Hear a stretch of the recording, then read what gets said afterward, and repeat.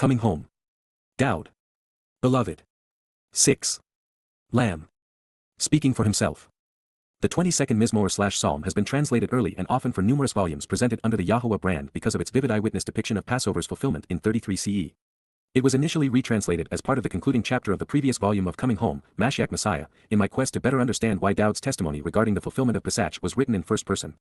But then I removed it, placing it here, because I wanted to establish a more comprehensive foundation for the Zoroa's self-assessment. And subsequently, based upon what we have discovered, a review of the 22nd Mizmowr now appears in Yada Yahowah Volumes 4 and 7, YYV Invitations and Shana Years.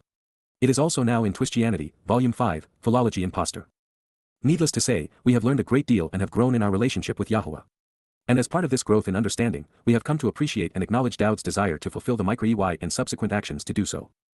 And now, as we strive to properly present the life and lyrics of the Messiah and Son of God, it is time to return to his eyewitness portrayal of Pesach's fulfillment in year 4000 YAH. His excruciatingly graphic and copiously detailed, first-person account of what the Passover lamb endured was written by the man who endured it. I want to give our king his due by properly conveying the lyrics of the Messiah and Son of God as he described the events of the 14th of Abib in year 4000 YAH. As we proceed, we find that the dedication of Psalm 22 includes a unique variation of a common word, al, which was written ilf. And since oath would create the plural of il, my assessment based upon what we have recently discovered is that Dowd intends for us to consider how each definition of il applies during the fulfillment of Pesach. Dowd David wrote. To the glorious director and everlasting guide, YAHOWAH, concerning the approach of the brilliant conductor and preeminent orchestrator who is enduring and magnificent, according to the leadership of the lamb opening the doorway, leaping like the buck, alth, the plural of il, ram or male lamb, the leader who governs, the door jamb or doorposts, a buck or stag, and one who is sufficiently strong, healthy, and vigorous to protect the flock, of the dawn, hashakar, of the sunrise at daybreak. A song, Mizmowr, a psalm with lyrics set to a melody, of, La, Dowd, the beloved. Mizmowr/lyrics of a song/Psalm 22 dedication. It is marvelously befitting what follows. Dowd would represent all of these things on this day and those that would follow. The Lamb of God who opened Passover's door prophetically revealed that he would say, my God, Eli, why, lama, for what reason, for how long, and to what end, have you in this moment forsaken me, as of any, have you, even for this finite time, abandoned and relinquished me, have you left me during this period and are now separated from me, having departed from me, releasing me and thus damning and deserting me, cal perfect second person masculine singular. Mizmowr/song/Psalm 22 verse 1 in part. Dowd was among the most prolific prophets and wrote these words 1,000 years prior to fulfilling them. He had volunteered for this mission. He knew why. This question was rendered for our benefit. Azab speaks of separation, of abandonment and damnation. So, when his distancing is from God, we know that Dowd's nepesh was isolated and prepared for its impending journey to Sheol. Therefore, and profoundly important in this case, Azab was scribed in the kal stem and perfect conjugation. That separation would be genuine, albeit for a finite period of time. This means that Dowd would transition from fulfilling Pesach on Moriah to enduring Matzah in Sheol before coming home to Shemaim on Bikurim before the dawn's early light. Since the torture of Passover would end, and the celebration of Bikurim would be just a day away, the period of damnation would be limited in time but not anguish. This distinction is particularly relevant because Dowd's nepesh had been inseparable from YAHOWAH in Shemaim for 1,000 years prior to this occurring. Keep in mind that Dowd is relating his own experience and talking about something that he would not endure for another 1,000 years. So, as he takes us on a tour of his future and our past, he will be drawing us in and out of the timeline as he recalls his perceptions of these monumental events that played out long after he wrote about them. Such is the nature of prophecy, especially when the prophet is revealing his own story. Before Pesach, Dowd's soul was resident in either a nondescript Basar body or a reconstituted version of his own through the use of his DNA. Either way, as a mangled mess, it would soon be discarded and then obliterated. A corporeal form was necessary to fulfill Pesach as the man was recast as the lamb, but it would have been counterproductive thereafter. A physical body cannot enter Sheol, just incorporeal souls and spirits, and come Bikurim, having mass would have precluded Dowd's soul from transitioning the dimensions and re-entering heaven. Prior to this life, Dowd had enjoyed the comfort, encouragement, perfecting nature, enlightenment, and support of his father in Shemaim. Then, accompanied by the Ruach Kodesh set-apart spirit during his brief stay on earth, his association with God would have remained up close and personal. She would be his constant companion during this life as she had been during his previous one 1,000 years earlier. Therefore, with her now serving as a transport mechanism rather than protector and supporter, even if only briefly, there would have been a massive void. Regarding the body he was using, parting with it would be good riddance. It was now a gory mess. The Romans had ripped the skin off of his tendons and bones with their whips and now were anguishing it further by nailing it to a pole. What was left of the Basar was nearly dead, and having served its purpose, it would soon be incinerated in accordance with the Torah's instructions, never to be seen in this form again.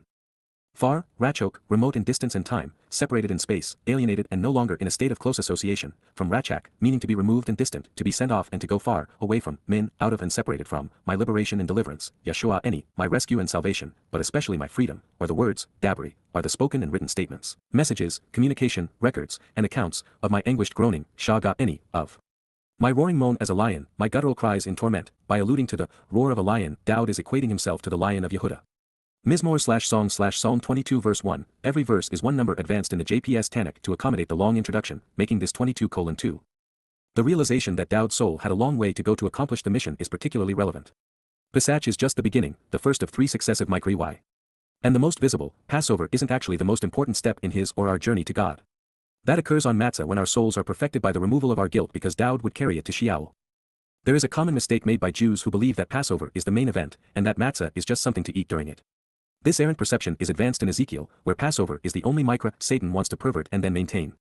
It is within his autobiographical account that Matzah, rather than a mode, is simply an ingredient, thereby supporting the rabbis while defeating God's intent. God calls this time Chag Matsah. Accordingly, Passover is the doorway to unyeasted bread leading to firstborn children. And, therefore, from Dowd's position during Pesach, the main event still lay before him. When speaking to puzzled Jews about this realization, I ask them, what happened among Yisraelites during the first observance of Pesach? They will claim liberation, but the answer is, nothing. They ate a lovely dinner and went to bed. They were freed from Mitzrayim on Matzah as they passed into the Sinai. And, therefore, while their lives were spared by Pesach when others around them lost theirs, they walked away from religious and political corruption during unyeasted bread. And once free, they became the children of Yisrael as they were symbolically reborn when emerging from the sea on their way to the promised land as a family. However, while Yahuwah would take the Yisraelites out of Egypt, he was not about to remove the Egyptian influence from them without their permission, which they never offered.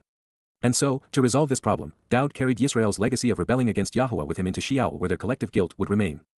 Also worth noting, time would flow differently for Dowd's soul in Sheol during Matzah. If hell is the equivalent of a black hole, then 24 hours on earth may have passed from his perspective in a matter of seconds due to the relative mass. But since Sheol was designed to incarcerate souls forever, it may have seemed like an eternity. And while Dowd surely knows, the concept of relativity, of time flowing at different rates relative to the observer's proximity to mass or velocity, was so far beyond the vocabulary of the day, and of his people's need to know, that we can only speculate in this regard. My God, Elohim Eni, I am appointed to call out and continually proclaim the summons and to make the invitations known. Kara, I am mentioned and named when reading and reciting the offers to meet and be welcomed. Kal in perfect first person singular, this day, Yomam, during this day, but, Wah, you do not answer, Lo, Anna, you do not reply or respond, Kal imperfect, so, Wah, by night, Layla. In the absence of the light in the darkness, there is no relief for me, no expectation of rest or silence. Wah lo, Dumyala, Eni, there is no cessation of noise for me, or the expectation of anything right, from Dama, to cease as a result of being cut off from Yah. Mizmowr/song/Psalm 22 verse 2. Dowd is announcing that he was on Mount Moriah in the city of Dowd during the 80th Yobel year to fulfill the YYV. He wanted his invitation delivered so that his sacrifice would not be in vain. Finally, at long last, mission accomplished. I have long speculated whether, prior to Dowd volunteering, Yahuwah's original plan to fulfill Pesach and Matzah would have been to deploy his own nepesh. This way, he would have endured the consequence and penalty of our guilt by carrying it into Sheol. And while he may have engineered a way to prevail, this approach would have been tremendously awkward. It is inconceivable that God would allow Romans, whom he despised, to torture him. And if he intended to be the lamb, why did he tell Abraham that he would provide the lamb for the sacrifice rather than serve as the sacrifice? And who incinerates the basar the nepesh occupied, if the nepesh is Yahuwah? But then it really gets messy because Yahuwah cannot be associated with our guilt, which is the whole purpose of Dowd carrying it away and depositing it in Sheol. Further, Yahuwah cannot go to the place of separation from himself. Even stranger, come Bikurim firstborn children, how does Yahuwah's nepesh play the role of his son?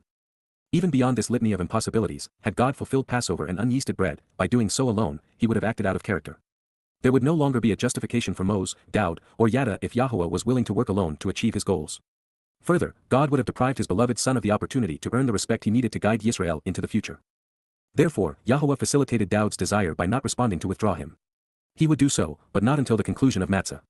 The full day and night of separation would not only isolate Dowd's soul, but during this time there could be no communication between father and son. It is interesting to note that there is no noise in space. This is because there is no medium for the waves to promulgate, as does sound through the air. But within the extreme density of a black hole, the noise would be oppressive as the fabric of the material realm is pulverized. It would have been anguishing. When allowing his soul to enter Sheol, Dowd had to implicitly trust Yahuwah to an extent we can only imagine. No soul had ever been allowed to escape. His would be the first and last. Of course, the good news for us is that when Dowd carried his people's guilt with him into Sheol, leaving it there, our souls were unleavened. The pervasive fungus of religion and politics was forever expunged. In this way, the covenant's children are perfected, preparing us for adoption during Bikurim. This is what Matzah accomplishes, and it explains why it is so essential for those who want to live with God. The Hebrew word translated night, Lael, actually defines Sheol as the adversity of being away from light. There would be no rest as his soul descended into the darkness, the one place God himself could not go. This is why I was so critical of Solomon when he claimed that Yahuwah would continually dwell in darkness. Incarcerated in hell, Dowd's soul would suffer, after the body he had occupied was sacrificed during Pesach to open the door to life. However, suffering was ancillary to the purpose of unyeasted bread which exists to remove the fungus of religion and politics. Our guilt was carried into Sheol and deposited there, never to be seen again. Projecting his thoughts toward his father, and recognizing that they were now on opposite sides of the universe, Dowd reminisced. You are set apart, Yada Yahowah. You are separated and distinct, unique and uncommon, living to establish, Yashab, dwelling throughout time, intent on being the living embodiment and establishing a dwelling place, Kal participle, the renown and reputation, Tehillah, the adoration and excellent character, even the credibility in subsequent empowerment, from Halal, the brilliance, of Yisrael, individuals who persist and persevere, engage and endure, with God, freed and empowered by God. Mizmowr/song/Psalm 22 verse 3. That is my point, Yahowah is set apart from all things perverted and common, and thus from religion. The fungus could not be borne by him. It was removed so that we could be set apart unto him. There is no better news or greater gift. When Dowd carried his people's guilt with him into Sheol, leaving it there, our souls were unleavened and, thus, perfected. In this way, the covenant's children are presentable for adoption during Bikurim. This is what Matzah facilitates, making it essential for those who want to live with God. Also relevant, Yahowah does not want to be worshipped or obeyed but, instead, as our Father, he wants to re-establish the reputation of his family, Yisrael. That is an amazing insight into his character and purpose. This remains his prime objective. Even before we realized that this was Dowd fulfilling Chag Matsah, this statement was devastating for Christianity, because it means that the Passover lamb was not enduring this sacrifice on behalf of a Gentile church or Christians. This son knew what he was talking about in this regard. In you, Ata, our fathers, of Anaknu, relied, Batach, they trusted, at least for a while, and they were totally confident and genuinely secure, Kal perfect. They trusted, Batach, genuinely relied for a time, placing their confidence in, Kal perfect, and, you continually rescued them, Palathem, you brought them away from danger to a safe place, delivering them, helping them escape and survive, Peel imperfect. Mizmowr/song/Psalm 22 verse 4. The king was serving his people. After uniting and defending Yisrael in his first life, he would restore them to fellowship by making them perfect and immortal children of God in his second life. And in this way, Yahowah is consistent. When we rely, he delivers. Unfortunately, it has been a long time since Yisrael cried out to Yahowah. And yet, on this side of the Exodus and with the Torah before us, the first step home begins by summoning Yahowah by name. This, however, was not an academic exercise for the Messiah. He was going to be imprisoned within the most extreme manifestation of Mitzrayim, the crucibles of religious and political oppression. As the plural, Ym, contraction of my to consider the implications of Tzara being confined and anguished, Yahowah's liberation of the children of Yisrael enslaved in Mitzrayim serves to foreshadow what God would do for his son. So, in his plea, Dowd is identifying with Yisrael at the most magnificent moment in their long history. To you, Ata, to you, they cried out for help, Zaaq, they called for assistance and they summoned, Kal perfect, and they were delivered, Wamalat, they were spared, saved, and rescued, Niphal perfect. In you, Ata, with you, they trusted and relied, Batach, they placed their complete confidence, Kal perfect, and they were not disappointed or disapproved, Wallo, Bausch, they did not suffer emotional or physical distress or despair because they were not considered wrong or mistaken and they were no longer ashamed, Kal perfect. Mizmowr/song/Psalm 22 verse 5. As mentioned, Dowd's declaration goes way back, all the way to the Yatzah, Exodus. He was putting his sacrifice in the context of history, his people's experience when Yahowah delivered and saved them from religious and political oppression and slavery. The lesson is twofold. First, Yahowah came with Moses to deliver the children of Israel from the torment of civilization, from being abused and worked to death by an authoritarian religious and political regime. And while their lives were spared on Pesach, they were liberated from the controlling influence of Egypt during Matzah. Second, their preferential circumstance would be short-lived. And that is made evident by the perfect conjugation. The Yisraelites had, unfortunately, bonded with their captors and took their preference for false gods with them. In that these are Dowd's thoughts as he was completing his service as the Pesach Ale, each word should be understood in the context of Passover.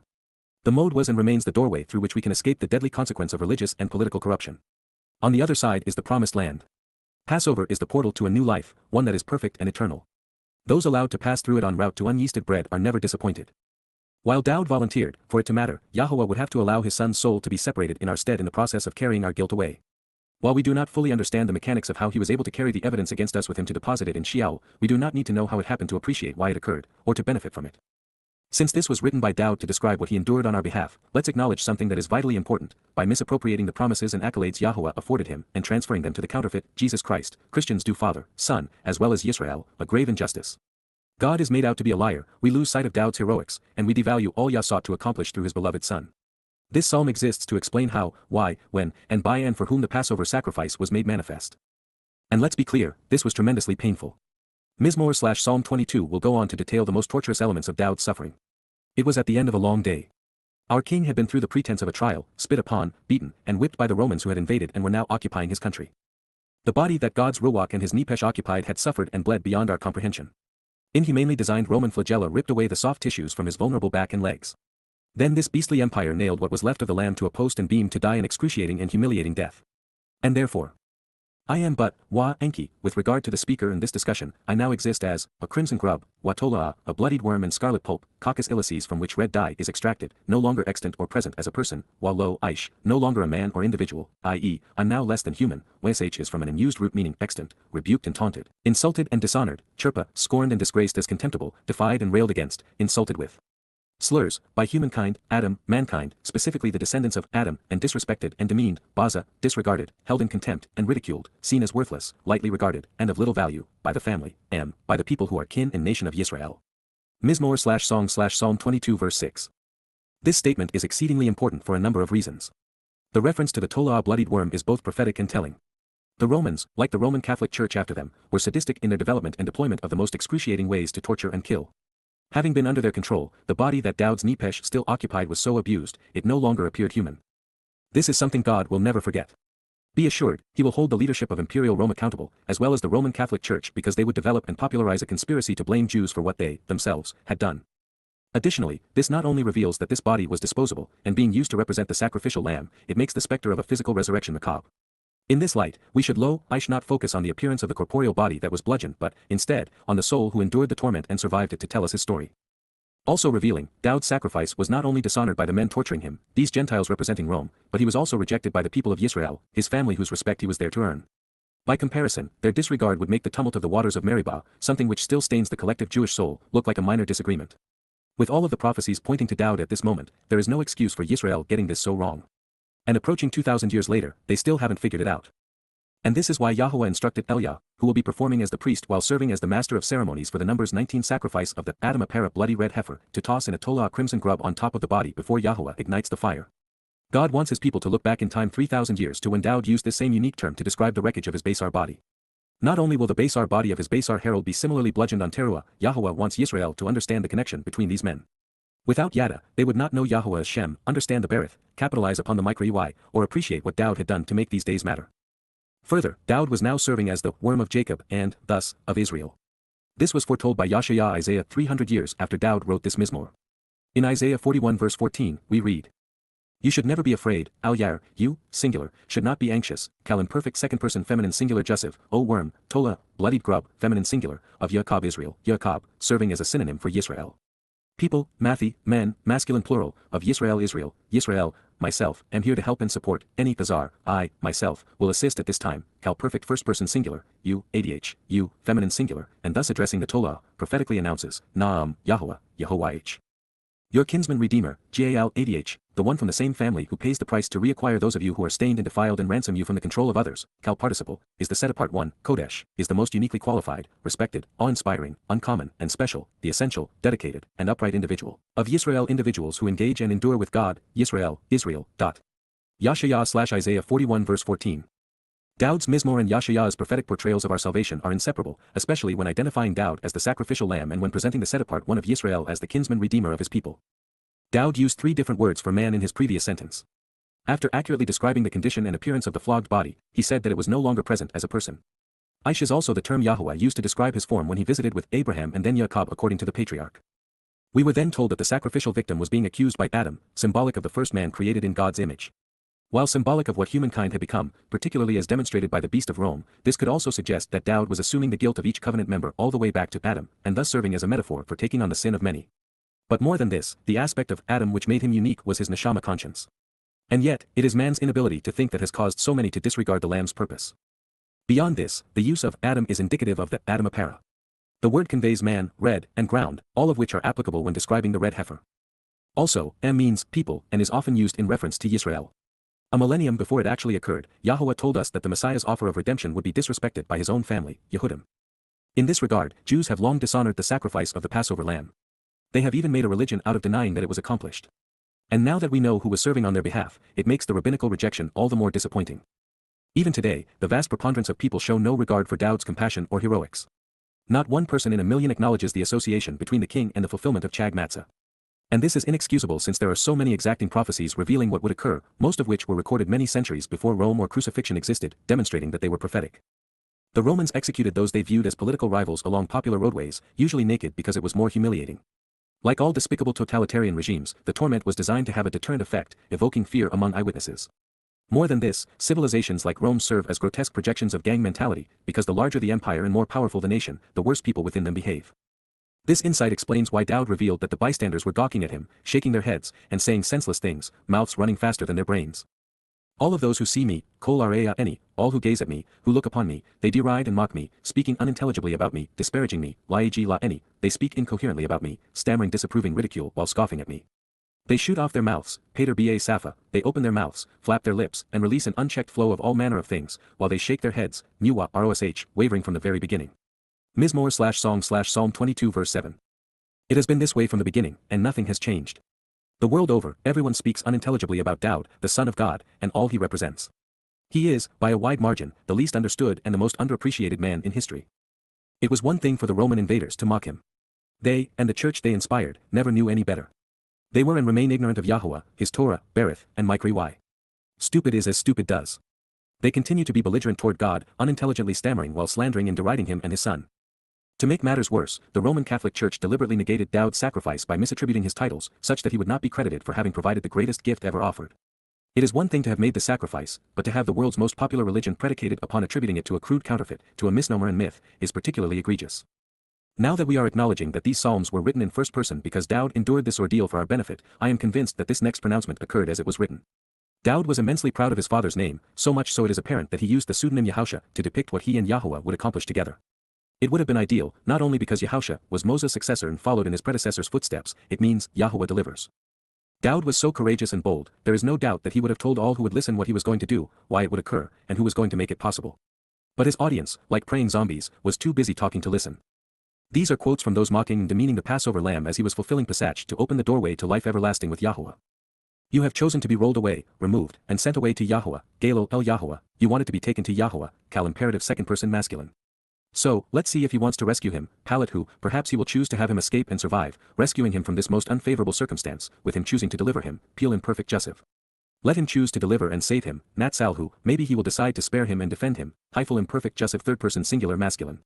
Surely, KY, he desires to be with him, Chafes Ba who, he must want to be by him, he takes pleasure in and has a fondness for him, Cal perfect third person masculine singular, dot. Mizmowr/Song/Psalm 22 verse 8. The implications are earth-shattering. It is yet another nail in the coffin of Christianity and Judaism. The lone eyewitness account, the single credible presentation, the only inspired testimonial of the fulfillment of Pesach Passover reveals that those who were there had heard the Messiah tell them that he trusted and relied upon Yahuwah. He knew that his soul would survive and be delivered from this ordeal, which is why he volunteered to do it. He realized that the purpose of Passover was to tangibly demonstrate Yahuwah's desire to rescue and save us as his covenant family from our mortality because God wants to be with his children, now and forever. Dowd was simply the foremost among us. To have these numbskulls recorded saying these things means that Dowd spoke about his relationship with Yahuwah. It reveals that he had made these declarations publicly, at least to the extent that those passing by could quote him. And yet, there isn't even the slightest hint of Yahuwah's name, or how Yahuwah intended to deliver the soul of the Pesach isle, in anything Christians or rabbis call scripture. Other than what is recorded in Mizmowr/Psalms 22 and 88 and in Yashayah/Isaiah 41 and 53, there are no other inspired or credible eyewitness accounts of Dowd's fulfillment of Yahuwah's YYV3C6. Apart from these prophecies, we would know very little about how Matzah was fulfilled to unleaven our souls or even how Bikurim was celebrated as a result. Therefore, since this accounting reveals that the onlookers that day in Jerusalem said these things using these words, they did so. And there is no possibility whatsoever that they would have said any of this if they had not heard Dowd expressing it. This realization destroys the narratives claimed by the Christian New Testament and Talmud Yerushalmi. And since their story is entirely different, you can either believe them or you can trust Dowd. Do you prefer the musing of men without prophetic credentials or would you rather rely upon the testimony of someone irrefutably inspired by God? Should there be some confusion on this matter, the Talmud, both the Jerusalem and Babylonian editions, are strictly rabbinical affairs. They record rabbis debating what they want Jews to believe the Torah means, as if they are better communicators than God. And in this regard, they are completely clueless. Given all they had to work with to discern the truth, to call these men sages is to elevate dumb and dumber to Mensa status. That is not to suggest that, even when it is obvious, finding the truth is effortless. As I've admitted, while I had privately discussed the possibility that Dowd may have served to fulfill Chag Matsah, it wasn't until I understood his motivations that I was able to appreciate why Yahuwah allowed him to do so in this heroic and compassionate fashion. And even then, before publicly acknowledging it, I had to test the validity of this conclusion against every prophecy pertaining to the fulfillment of the YYV3C6 to verify that they were consistent with what we were reading in the 1st through 30th Mizmowr. And that's the relatively easy part because the real work is in coming to know and accept what the Torah says about the mode YYV3C6 while developing an understanding of how the Nabi portray them in conjunction with Dowd. One must then weave what we learn in the Mizmowr into these discoveries to develop a complete picture. And along the way, those who come to embrace the truth must be willing to go where few dare tread, because to find the answer, we must first expose and condemn the fundamentals of Judaism and Christianity. Along the way, we also encounter some bumps in our path which must be addressed. One such obstacle is here in Psalm 22 verse 8. There was an abrupt change in voice from Dowd serving as a first-person narrator to him relating what he heard being said about him. Adding complexity, Dowd is being addressed directly in the first sentence as you, and then indirectly in the next three statements as he or him. Then there is also the challenge of the opening verb, galo, which means to roll away. It sounds awkward to our ears when reading it in this context. But that's fine since the dialogue attributed to idiots is not inspired and is only true in the sense that it accurately conveys what they stated. And it isn't as ill-fitting in Hebrew as it seems in English because to roll away would have been extrapolated to mean to be removed and, thus, freed. Moreover, in the native tongue, there are additional connotations that may have been intended. He would have been crucified before the Golgotha escarpment of Moriah, which derives its name from the same verb. Additionally, Galil is used to reveal that the collective guilt of Yisrael would be rolled away in this fashion. Further pertaining to Mizmowr 22:8, knowing the response of the onlookers is helpful because it not only reveals that they used YAHOWAH's name in conjunction with Dowd serving as the Passover lamb, they also recognized that he had spoken of having a close and intimate relationship with YAHOWAH. He had obviously spoken of doing what he knew YAHOWAH wanted. As a result, they would have been aware that God's intent would be to rescue Dowd's soul, but not on this day. As we move on to address the following pronouncement, we are faced with yet another opportunity to think our way through the Messiah's lyrics. And this is because we have not been told, frankly because we do not need to know, how YAHOWAH engineered the placement of Dowd's soul in this, now discarded body. So now returning to the role of first-person narrator, principal actor, and eyewitness, we find the Messiah trashing another Christian myth. Indeed, KY, it is true by contrast that, you, Yada, speaking to YAHOWAH, had me to gush forth and thrash about, in normal childbirth from, Jayak any min, brought me out through the normal pushing process only to wiggle around and fight through. The primary meaning of Jayak is, surge, push, or burst forth as part of customary childbirth, making this a graphic depiction of breaking the water in the amniotic sac, causing the uterus to contract, and leading to pushing the baby out during delivery, cal participle, the womb, beten, the uterus in the abdomen, causing me to rely, betach any, causing me to place my confidence, hyphal participle, upon, al, my mother's breasts, shed any, my biological mother's mammary glands. Mizmowr/song/Psalm 22 verse 9, 22:10 JPS Tanakh. By using Jayak min, this becomes a graphic depiction of natural childbirth, which is the opposite of a miraculous nativity. It describes the rupturing of the amniotic sac at the commencement of labor, known colloquially as the pregnant mother's water breaking, before the newborn child is pushed out of the womb during painful contractions. A mother must contract her womb to deliver her child in less than 24 hours after the Jayak min occurs for the newborn's safety and to prevent infection. Similarly, this newborn child was like all others, in that he had to rely upon his biological mother's breast milk to fight infection and survive. This is as ordinary as normal gets. Sorry, Twistians, with your Christmas pageantry, but you got the wrong guy and it didn't happen your way.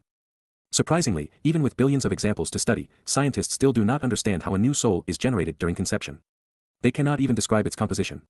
We know that it exists, that all animals have one, that it has no mass and, thus, must be a form of energy, and that its arrival is the spark of life while its departure is coterminous with death. Therefore, based upon our inability to understand even the most fundamental aspects of a nepesh, we should not be surprised that YAHOWAH didn't try to explain the process in Dowd's second coming. Furthermore, I think the previous line depicting natural childbirth was literal of Dowd's first life while serving only to denounce the fabled virgin birth of the counterfeit of his second life. There would have been no purpose for Dowd to return as a baby to endure Chag Matsah, just as he will not come back as a child when king. Other than to denounce the Christian Christmas fable, we are left to explain why Dowd would insert a reference to gushing forth and a mother's breasts as an ode to his Passover sacrifice and the brutality of crucifixion, especially since he found so little comfort in his mother that she is never mentioned by him. But we are now aware of another sacrifice, that of Dowd's Basar Herald, one already acknowledged by the inclusion of the crimson grub, where copious amounts of water will gush forth providing new life for Yisrael. And that sacrificial animal, as a heifer, is best known for providing the nurturing milk children must rely upon to mature. This could be YAHOWAH coming full circle with his king and herald, the great ram as a lamb and the rambunctious bull as a heifer, on Pesach in Towrah, in years 4000-6000 Yah, dying so that others might live. Since this is one of the most important songs ever scribed, I have to be careful not to take our attention away from its message while, at the same time, being thorough in explaining my king's more obscure references so that they are not lost on us. And in this regard, much of what I have just shared with you I learned as a result of studying the 27th Mizmowr. It is how we began this volume of Coming Home entitled Dowd Beloved. He explained. YAHOWAH, YAHOWAH is my light, my illumination and enlightenment, or any, my freedom, deliverance, and salvation, YAHOWAH any. So, whom should I respect and revere, min my yar? YAHOWAH, YAHOWAH, is the protector and fortress, Maos, of my life, Che any. From whom should I fear, min my fatched?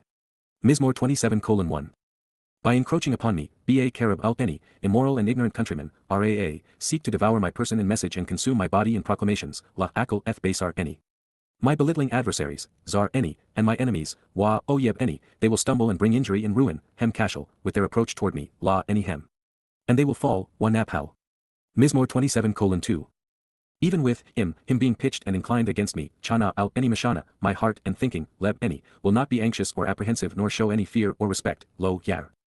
Even if he is rising up and taking a stand against me, kyum al any, to battle and fight, milchama, against this, ba zoth, I will remain confident and reliant, any batach. Mizmowr 27:3. One thing, Echad, I have asked, Sha'al, from Min, Eth, Yahowah, through this, Eth High, may I continually seek to learn about, Bakash, me dwelling, Yashab any, within the house and family, Ba Baith, of Yahowah, all of the days, Kol Yalman, of my life, Che any, to look upon, observe, and gaze into, Chaza Ba, the favorable acceptance and loveliness, Noam, of Yahowah, and to look at, inspect, and consider exploring, Bakar, in his sanctuary and home, Ba Hakel. Who? Mizmowr 27:4.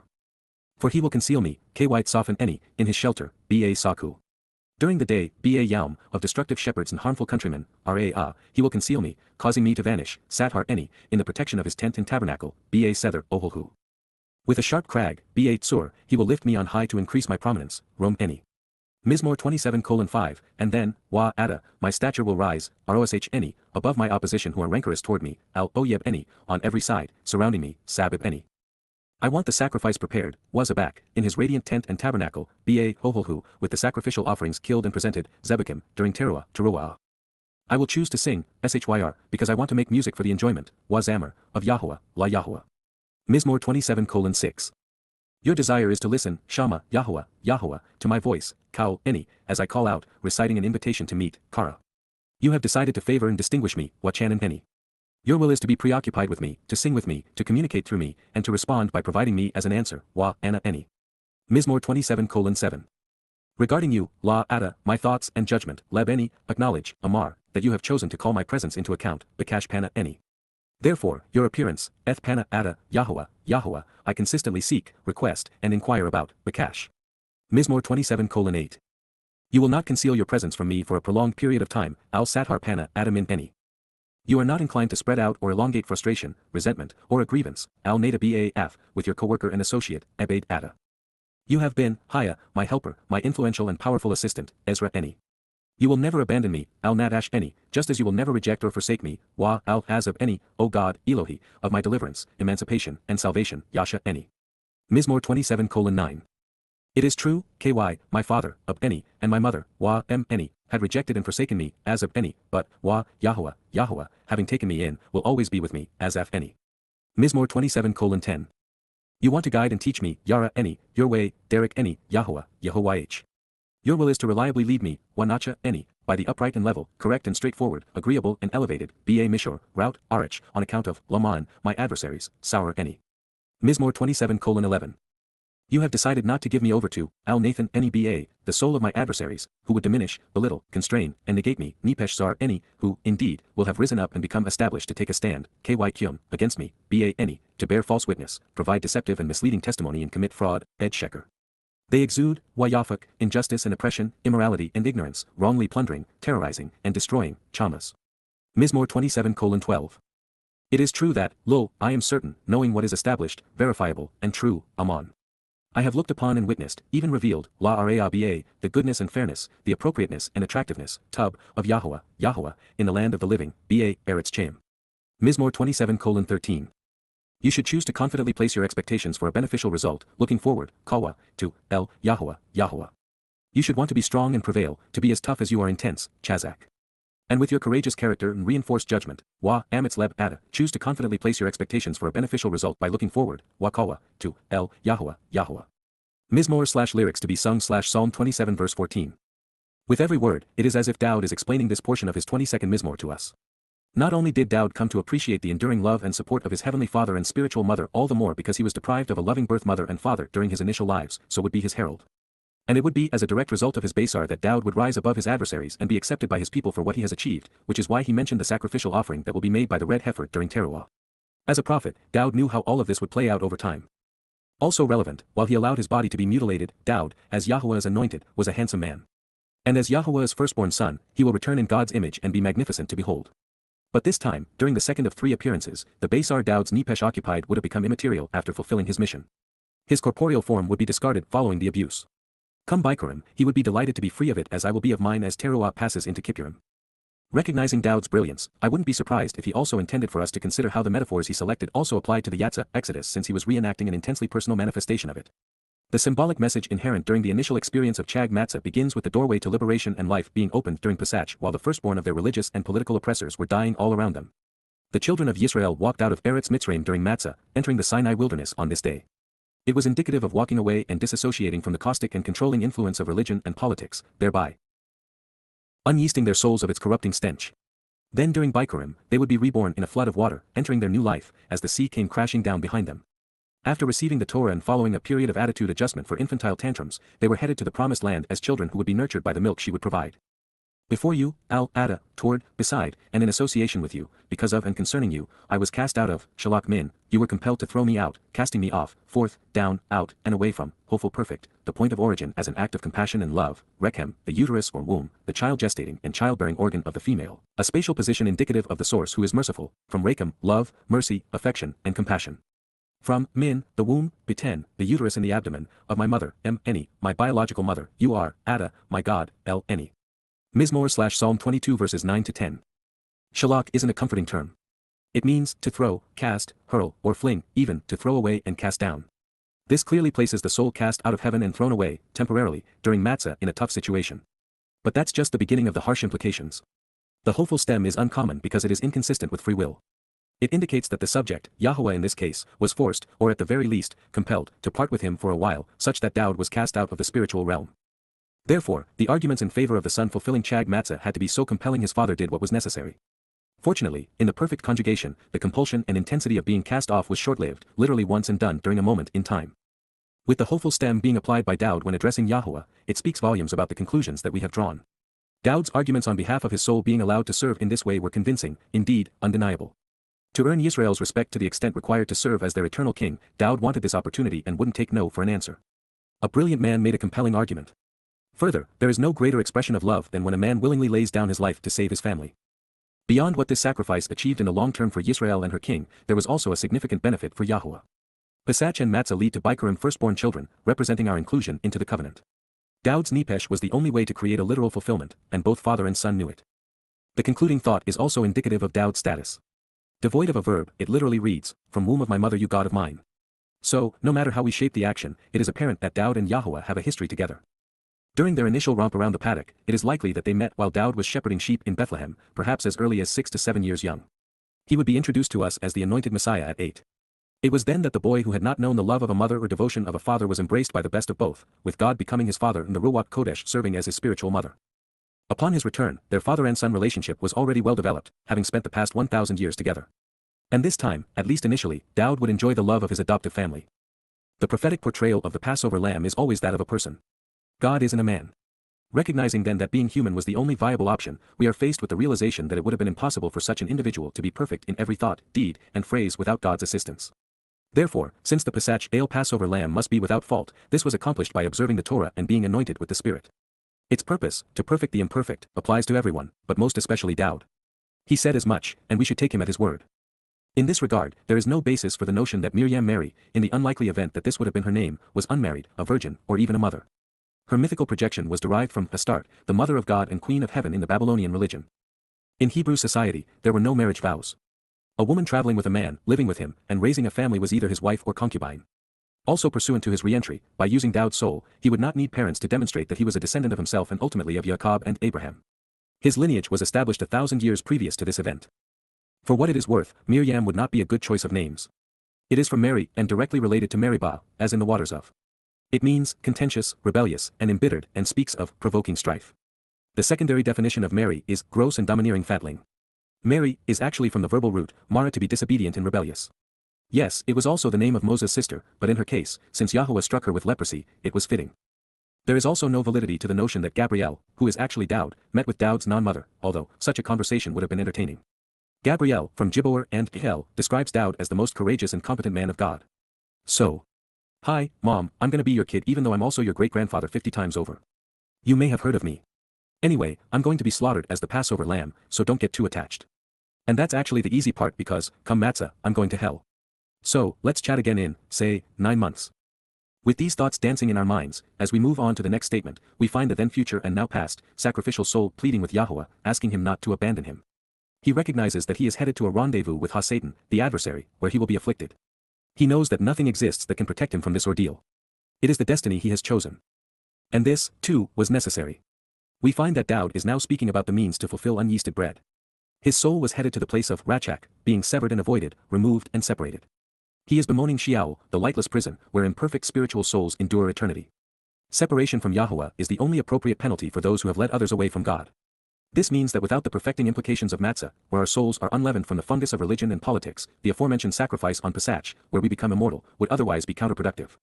So, Dowd's soul asks of Yahuwah, do not continually distance yourself from me by allowing your relationship with me to be severed for a prolonged period. Al-Rachak min any, do not actually recede from me, avoiding me beyond the needed period. With you sending me so far away from you there is no return. Kal imperfect Joseph, because, ky, the oppressive confinement and anguish, Sarah, the troubling oppression of internment, the unavoidable suffering and emotional distress associated with incarceration and the distressful imprisonment with the adversary, from Sarah, of being hard-pressed, diminished, bound, cramped, and constrained, vexed and harassed, is imminent, karob, personal, approaching, and near in spacetime.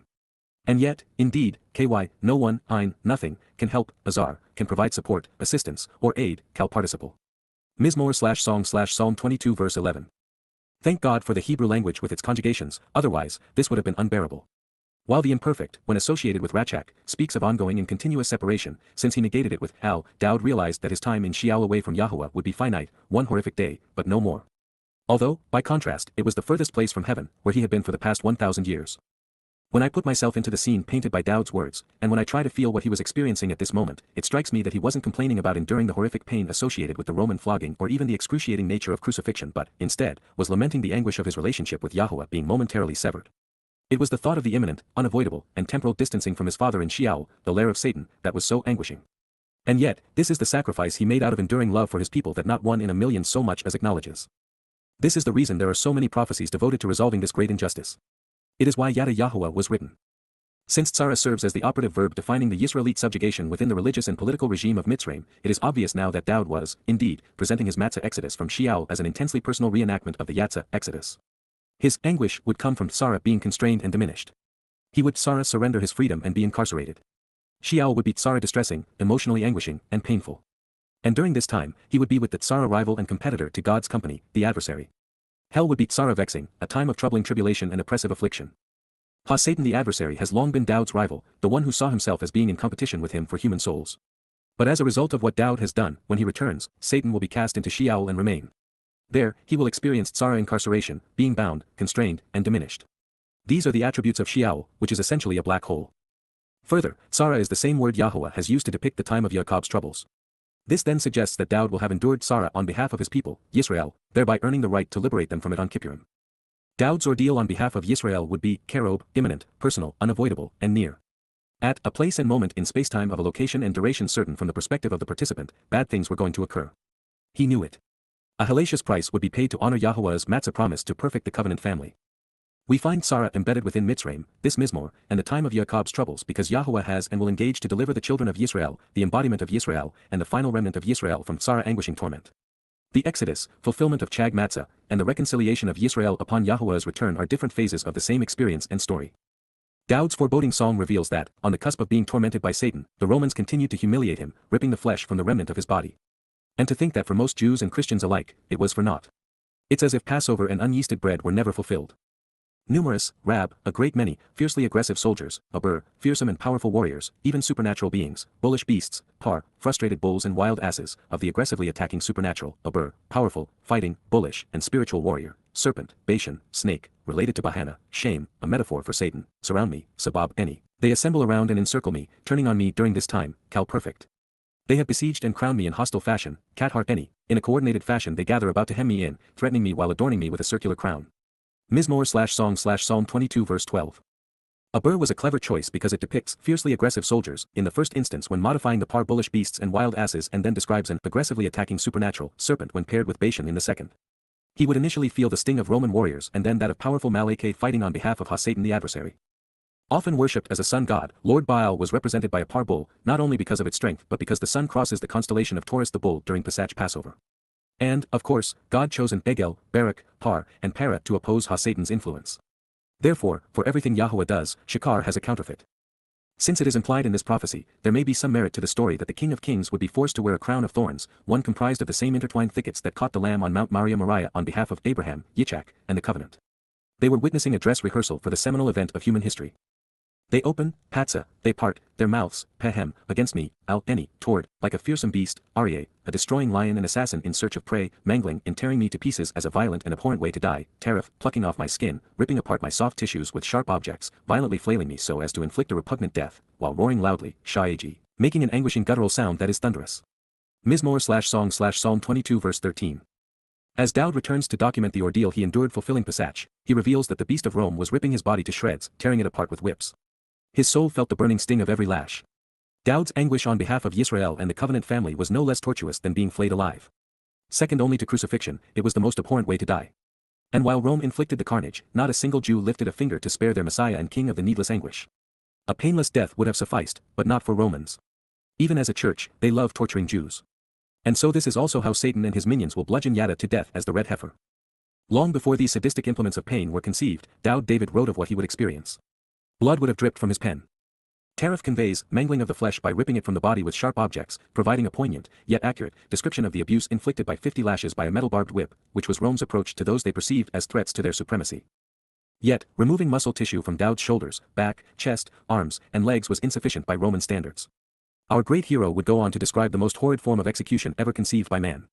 5 centuries before crucifixion with ropes was invented by the Assyrians, and 700 years before it was perfected by the Romans to include nails, Dowd previews its piercing violence.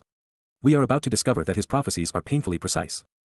So that you will be able to more fully appreciate what follows, one of crucifixion's most telling attributes is that it causes the victim's bodily fluids to drain into their lungs, leaving them parched. While dying of thirst, they drown. Bones are not broken, but both shoulders and other major joints are dislocated. Oxygen depletion occurs because the victim is unable to stretch their diaphragm while hanging by their arms, causing carbon dioxide toxicity in the bloodstream. This results in strength melting away, starting with the heart muscles. We know this today, but these facts were not known 3,000 years ago, which is when these words were inscribed by Dowd. That makes his depiction extraordinary. His physical mortality was ebbing away. As water, ka-ha-maim, as it pertains to bodily fluids, I am poured out and weakened, shapak, I am drained and emptied, nifle perfect. And, all of, kol, each of, my most substantial bones, etzem, any, my limbs, are stretched, separated, and out of joint, pared, have parted and are dispersed, hippiel perfect, clearly states that at this moment he is not being assisted by anyone and is enduring this on his own initiative. My heart is now, leb any haya, my heart has come to be, kal perfect, like wax, ka-ha-downag. It has melted, wasting away along with, masses ba talk any, it is dissolving, weakened and discouraged, within, nifle perfect, my internal organs, mia any, the core of my body. Mizmowr 22:14. Like sun-baked dust, Kaha shares, similar to a broken vessel of earthenware, my vigor and strength, coach any, my vitality and potential, my physical muscular power, are withered and failed, yabesh, are dried up without moisture and incapacitated such that they no longer respond, kal perfect. And, my tongue, lashon any, cleaves, dabak, clings and is made to stick, hopeful passive, to the roof of my mouth, malcoach any, to my palate. So, upon, drawing near and approaching, the dust, afar, of the natural earthen material and ready to be pulverized, from 4 QPs, of death, moth, of the plague, they have placed me, validating why I'm here, shapath, they have put me here to ratify my purpose, for QPs, they placed, versus, you laid, in MT, cal imperfect. Mizmowr/Song/Psalm 22 verse 15. That is precisely how crucifixion kills, right down to its most unique symptoms. The victim's inability to inhale robs their body of oxygen, and thus energy, causing coach a helpless incapacity to perform any needed function. Likewise, Yabesh, in association with Mia Ba talk, describes a withering paralyzed state in which the body no longer responds to the brain's motor function commands. The textual base of Sher's potsherd is identical to charash, meaning to be silent while others plot evil, devising a plan of action that cuts and separates. All the while, his expendable physical body, comprised of the elements of the earth, was broken, being deprived of the fluids being drained into his lungs, suffocating him. Moth is death personified. It is the disease that plagues us. Fully amplified, moth conveys the physical trauma of the body dying, the infliction of a disease that causes death, and a judgment in which the penalty is a death sentence. It is derived from, and at the consonant level spelled identically to, muth, those who are executed and dispatched to die. The body Dowd's soul was still clinging to was in the final throes of serving as the Passover lamb. It would soon die so that we wouldn't suffer the same consequence. Then his soul would be laden with the corruption of his people and taken to Sheol, the place of separation, in our stead. By bearing Yisrael's rebellion against Yahuwah, he exonerated and pardoned his people on unyeasted bread. The character of the overtly political and religious hasn't changed much over the years. Addressing the Romans who became Roman Catholics, Dowd declared, For indeed, the contemptible scum and abased yelpers, Caleb, loud and attacking, unfaithful pagan dogs, evil male prostitutes of a lowly status and violent nature, puppets and traitors, have surrounded me, they have encircled me like a swirling wind. A politicized religious community providing the testimony, Ada, a congregation acting like a gang in a herd serving as witnesses, of the disastrously corrupt, RAA, of those who are wrong, disturbing, evil, and injurious, establishes a destructive annual cycle to denigrate what I'm doing, they go around me, severing me from my source in a destructive fashion. They bore into, karu, they dug into and pierced, 5/6 HEVPS has karu, a variation of kara, dig, bore, pierce while the MT has kairi, like a lion, my hands, yad, and my feet, wa regal any. Mizmowr/song/Psalm 22 verse 16. These canines would be wolves, Roman and Pauline. Over time, their unifying political and corrupt religious testimony would create a new cycle of events from Easter to Christmas. In so doing, they would completely denigrate Dowd's sacrifice. There would be no provision for Chag Matsah on the religious calendar of Christians or Jews. By denying Dowd's great sacrifice, they would preclude their own participation in the covenant while blocking their path to God. The enormity of what he had done was for naught, at least, for the false witnesses. It was replacement philology at its worst. As the Romans struck their blows, pounding nails into Dowd's wrists, which were considered part of the hand in the 1st century, and into his heels, they bore through them with primitive nails constructed of tapered iron rods. While using such crude implements in this excruciating fashion was repulsive, even reprehensible, there remains a far greater crime here than mutilating and murdering the Messiah. If you are a Jew, faithful to the religious traditions of the rabbis, what I'm going to share ought to make you angry. To keep you from knowing that your Messiah, Dowd, served as the Pesach ale, rabbis altered the passage to read, like a lion are my hands and feet. This was not a mistake. It was done on purpose. All these many years later, even with the Dead Sea Scroll found at Nahal Hever in 1950 in the Septuagint confirming Karu bore into rather than Kairi like a lion, Jewish scholars are still unwilling to acknowledge that Dowd, as a prophet, accurately described what he, as a great hero, endured. They argue in favor of the Masoretic text. Their last vestige of denial comes by way of suggesting that the writing on the 2nd century BCE fragment, over 1,000 years older than the Masoretic text, is too faint to read with certainty. However, you can look it up online, as I have done, and see a picture of it for yourself if you are still wondering who to trust. The Hebrew word ends in a wa, not a yaud. The hands and feet of the Passover lamb were nailed to an upright pillar on Moriah during the 4,000th observance of the Mikra. But the Romans who did so were not the only criminals seeking to negate Dowd's sacrifice. Rabbis played their role, too. Since what I am claiming regarding this prophecy is easily verified and accurate, it means that Dowd wrote that his hands and feet would be pierced 5 centuries before crucifixion was conceived by the Assyrians and 700 years before the piercing style of Roman execution was invented. It also means that the most esteemed rabbis are liars who should not be trusted. The authors of the oral traditions were deceitful men who were willing to alter God's testimony to suit their own personal agendas. The prophet, Zechariah, had a great deal to say about the role of father and son in this sacrifice. And since it is especially relevant to this passage, we would be remiss if we didn't share Zechariah 12:10 before we complete the Mizmowr. YAHOWAH is anticipating this moment. And, for a time, I will pour out, Shapak, I will provide an outpouring and build upon the house, Al-Baith, on behalf of the family and home, of Dowd, the beloved, of the 1076 occurrences of DWD. This was one of the few in a prophetic text scribed DWID, adding a Yod representing the hand of Yah, and upon, also on behalf of, those who dwell in, Yashab, the inhabitants who establish their abode and remain in, Yerushalayim, the source of guidance.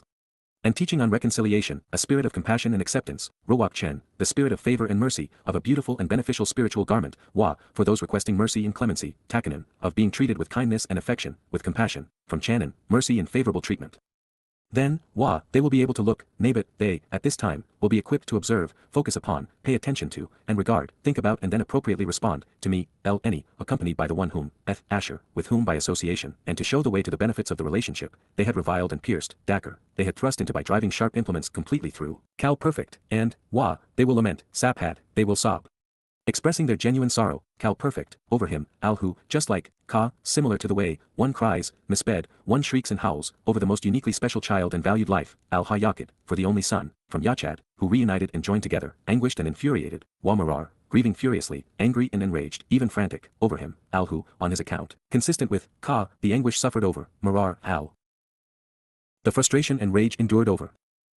The firstborn, Habakaur, the first son born into a family. Zechariah/remember Yah/Zechariah 12 verse 10. From the perspective of YAHOWAH allowing his son to serve as the Pesach, Isle and then to fulfill Matzah, this prophetic pronouncement sings to our hearts, reassures our minds, and comforts our souls. At long last, we can appreciate how and why this is possible and when it will occur.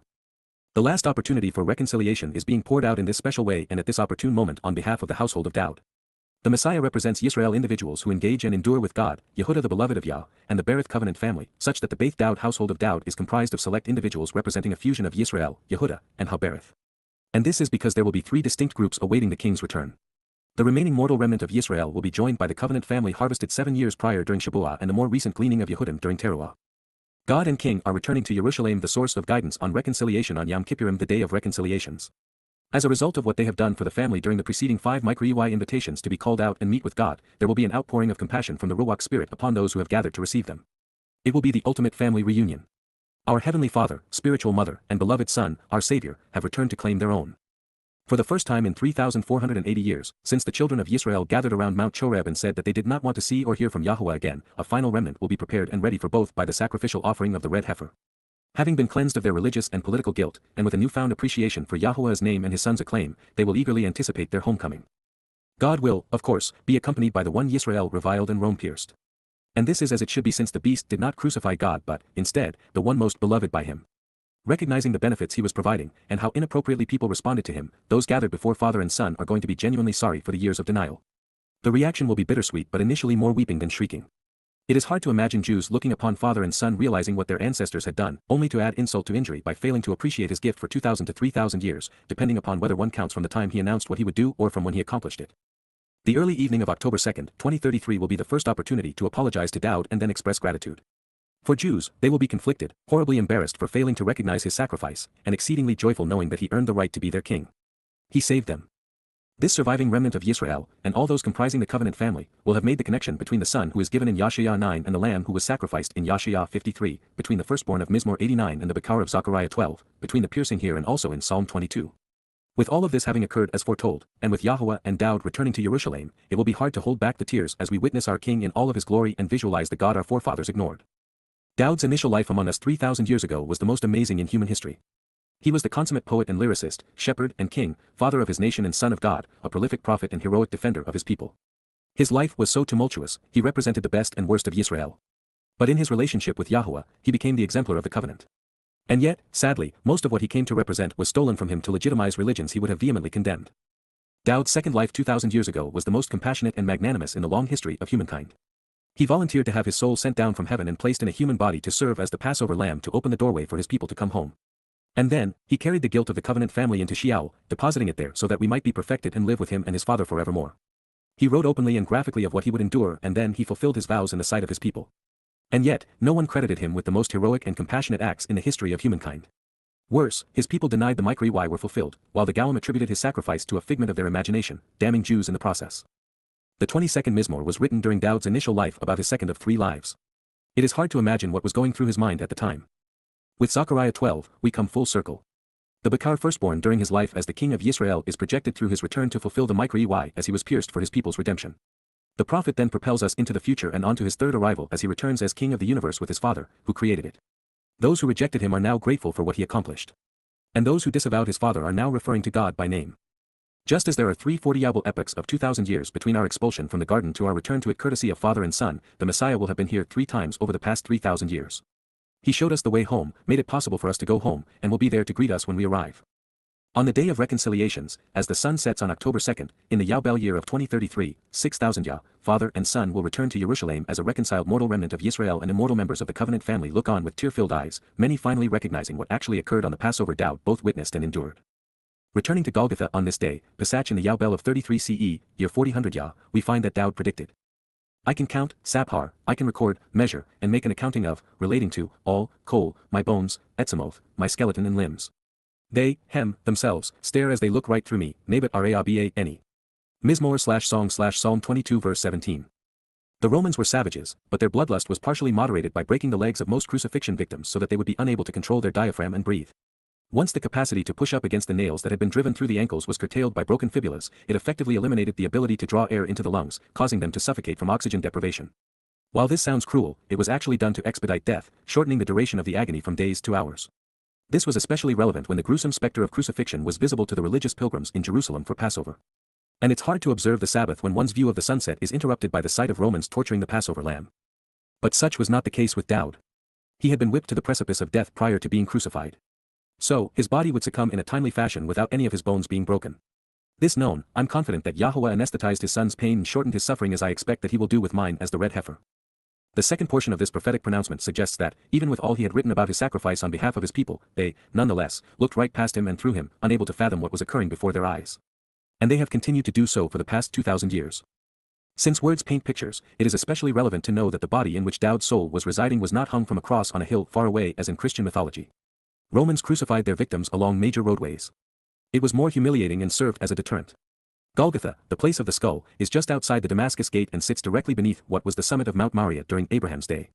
Portions of the mountain were carved away to enlarge the Temple Mount and bolster the city's walls. The place of the skull faces the main road leading north out of town. Today, the site of the crucifixion is the back parking lot for the Jerusalem bus station. The only artifact I've ever treasured is a piece of limestone I gathered from this place. In all likelihood, the mercy seat of the Ark of the Covenant lies directly beneath, protected in Yirmiyahu's grotto. The implement of death unto which Dowd was nailed did not look like a Christian cross. In fact, the Greek word used to describe it is stauros, which means upright pole.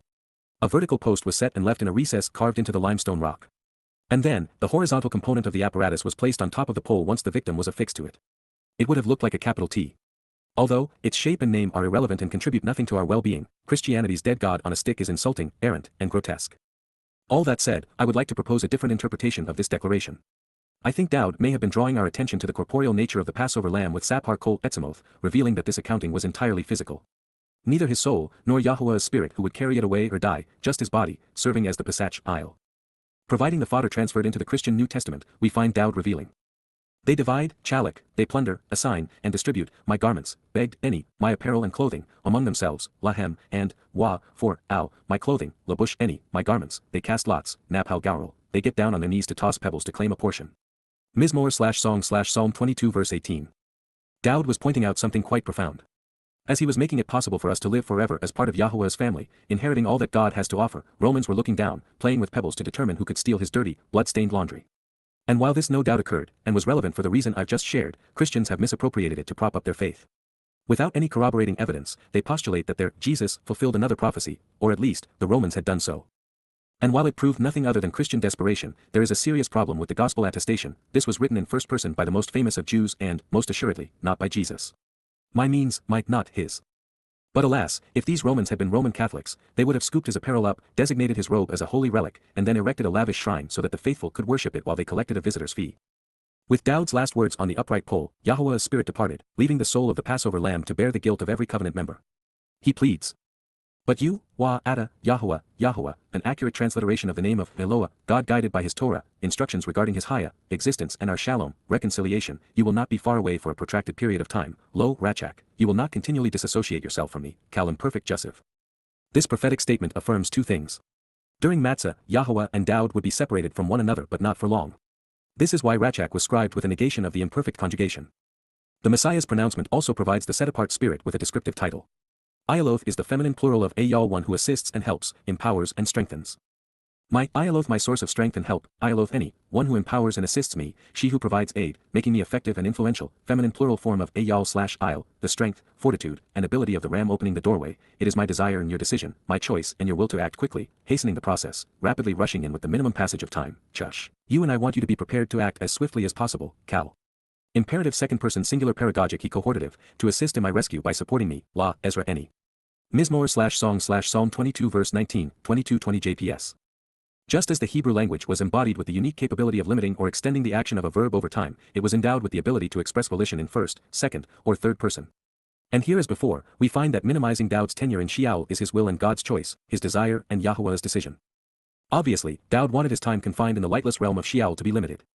And he realized that, since no one had ever been retrieved from hell, he would be reliant on the set-apart spirit whom he was calling his Ayaloth source of strength and assistance. She would be working with Dowd to empower the Passover lamb and help open Pesach's door and then perfect the covenant family by removing our guilt. Ayaloth, pronounced as Yoth Luth, is being used as a divine title, similar to Elohim, although now in conjunction with the set-apart spirit. This proper noun appears this one time in the Nabi prophetic text. Ayaloth is the feminine form of Ayal and, thus, is the power behind the Passover lamb opening the doorway to heaven. The name reveals that our spiritual mother is Ayal, devoted to providing us with the ability to do whatever is required, empowering us such that we benefit from the Pesach Ale and find our way home to Yah. On this day, she would abandon the dying body and then escort the surviving soul from Pesach to Matzah, from Jerusalem to Sheol to fulfill unyeasted bread, taking our collective guilt along with him. Once there, she would observe from the outside for the ensuing 24 hours of Matzah, referencing earth time rather than Sheol time, which would pass more quickly, remaining vigilant and prepared to aid and abet Dowd's release. Thereupon, she would envelop Dowd's nepesh and empower him, preparing him for his return in conjunction with firstborn children. Yahuwah has consistently called his spirit the Ruach Kodesh, which means set-apart spirit. Because Ruach is a feminine noun, this reveals that Yah's spirit represents God's maternal nature. And by being Kodesh, we know that our spiritual mother is set apart from Yahuwah to serve those who are set apart from man's ways. That is to say that she comes from Yah, that she is part of Yah, and that she is set apart from Yah to ensure that we are seen as separate and distinct from religion and politics. Knowing this, Dowd is confirming his rendezvous with the set-apart spirit, affirming that the YAHOWah will be there to liberate his soul from the black hole of Sheol when the job is done. It is my desire and your will, my choice and yours, to deliver my soul, to snatch away and save my soul, Natsal nepesh any, you want as do I for you to do what is required to rescue and liberate my consciousness, hyphal imperative second person singular paragogic ecohortative, from the horror, heat, desolation, and ruin, min choreb, my unique position as son and precious life as the firstborn child, yakid, any, from the influence, min yad, from the hand and actions, of the contemptible. Scum and abased yelpers, Caleb, loud and attacking, unfaithful dogs and evil male prostitutes of a lowly status and violent nature, puppets and traitors. Mizmowr/Song/Psalm 22 verse 20. The only aspect of the Messiah and King deployed during the fulfillment of Chag Matsah was Dowd's nepesh soul. And it would be snatched out of Sheol, liberated and saved, by Yahuwah's Ruach Kodesh. On this, father, mother, and son were in full agreement. By rescuing Dowd's consciousness, Bikurim was fulfilled. The firstborn son of God would lead the way home, expecting us to follow. It is apparent that the abased yelpers who hounded Dowd during Pesach as he was being flayed alive were demonic and anticipated in Sheol. Although, there is another possibility. The Hebrew word for dog is Caleb. As a compound of kol al and leb heart, it suggests that those who are being so abusive, barking and sniping at the Messiah, are feelers, not thinkers, religious rather than rational. They were all heart and no head. There is another crime which must be exposed. The Masoretes vocalize the textual consonants chrb as cherub rather than choreb. The former is a knife, dagger, sword, axe, or chisel. Since Dowd's Passover ordeal included whipping and the piercing torment of crucifixion, if the prophetic passage were changed to represent a plea to be spared from cutting instruments, Dowd's prophetic credentials and subsequent sacrifice would be disqualified, as it would not fit these predictions. Not knowing any better, the politically motivated clerics, who prepared the King James Version, perpetuated this mistake. Then, since the ASV, NIV, NKJV, and NASB are more revisions than new translations, they replicated the error. The King James Version published, "Deliver my soul from the sword, my darling from the power of the dog." They came up with "my darling" by including Yakid, only child, which was scribed after Caleb, evil yelpers, rather than making it part of the next statement. The New American Standard Bible, which claims to be literal, reads, "Deliver my soul from the sword, my only life from the power of the dog." The New Living Translation decided to ignore nepesh, soul, the most important word in this statement. "Save me from the sword, my precious life from these dogs."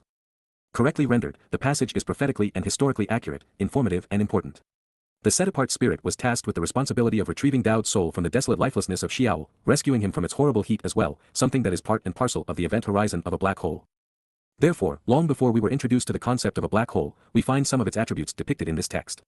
It is a horrible and ruinous place of complete destruction subject to intense heat. This experience is further detailed in Mizmowr/Psalm 88. Collectively, this is the who, when, how, and why behind the fulfillment of the first three micri Y. Yahuwah, Dowd, and the set-apart spirit were in one accord, all committed to establishing the covenant family.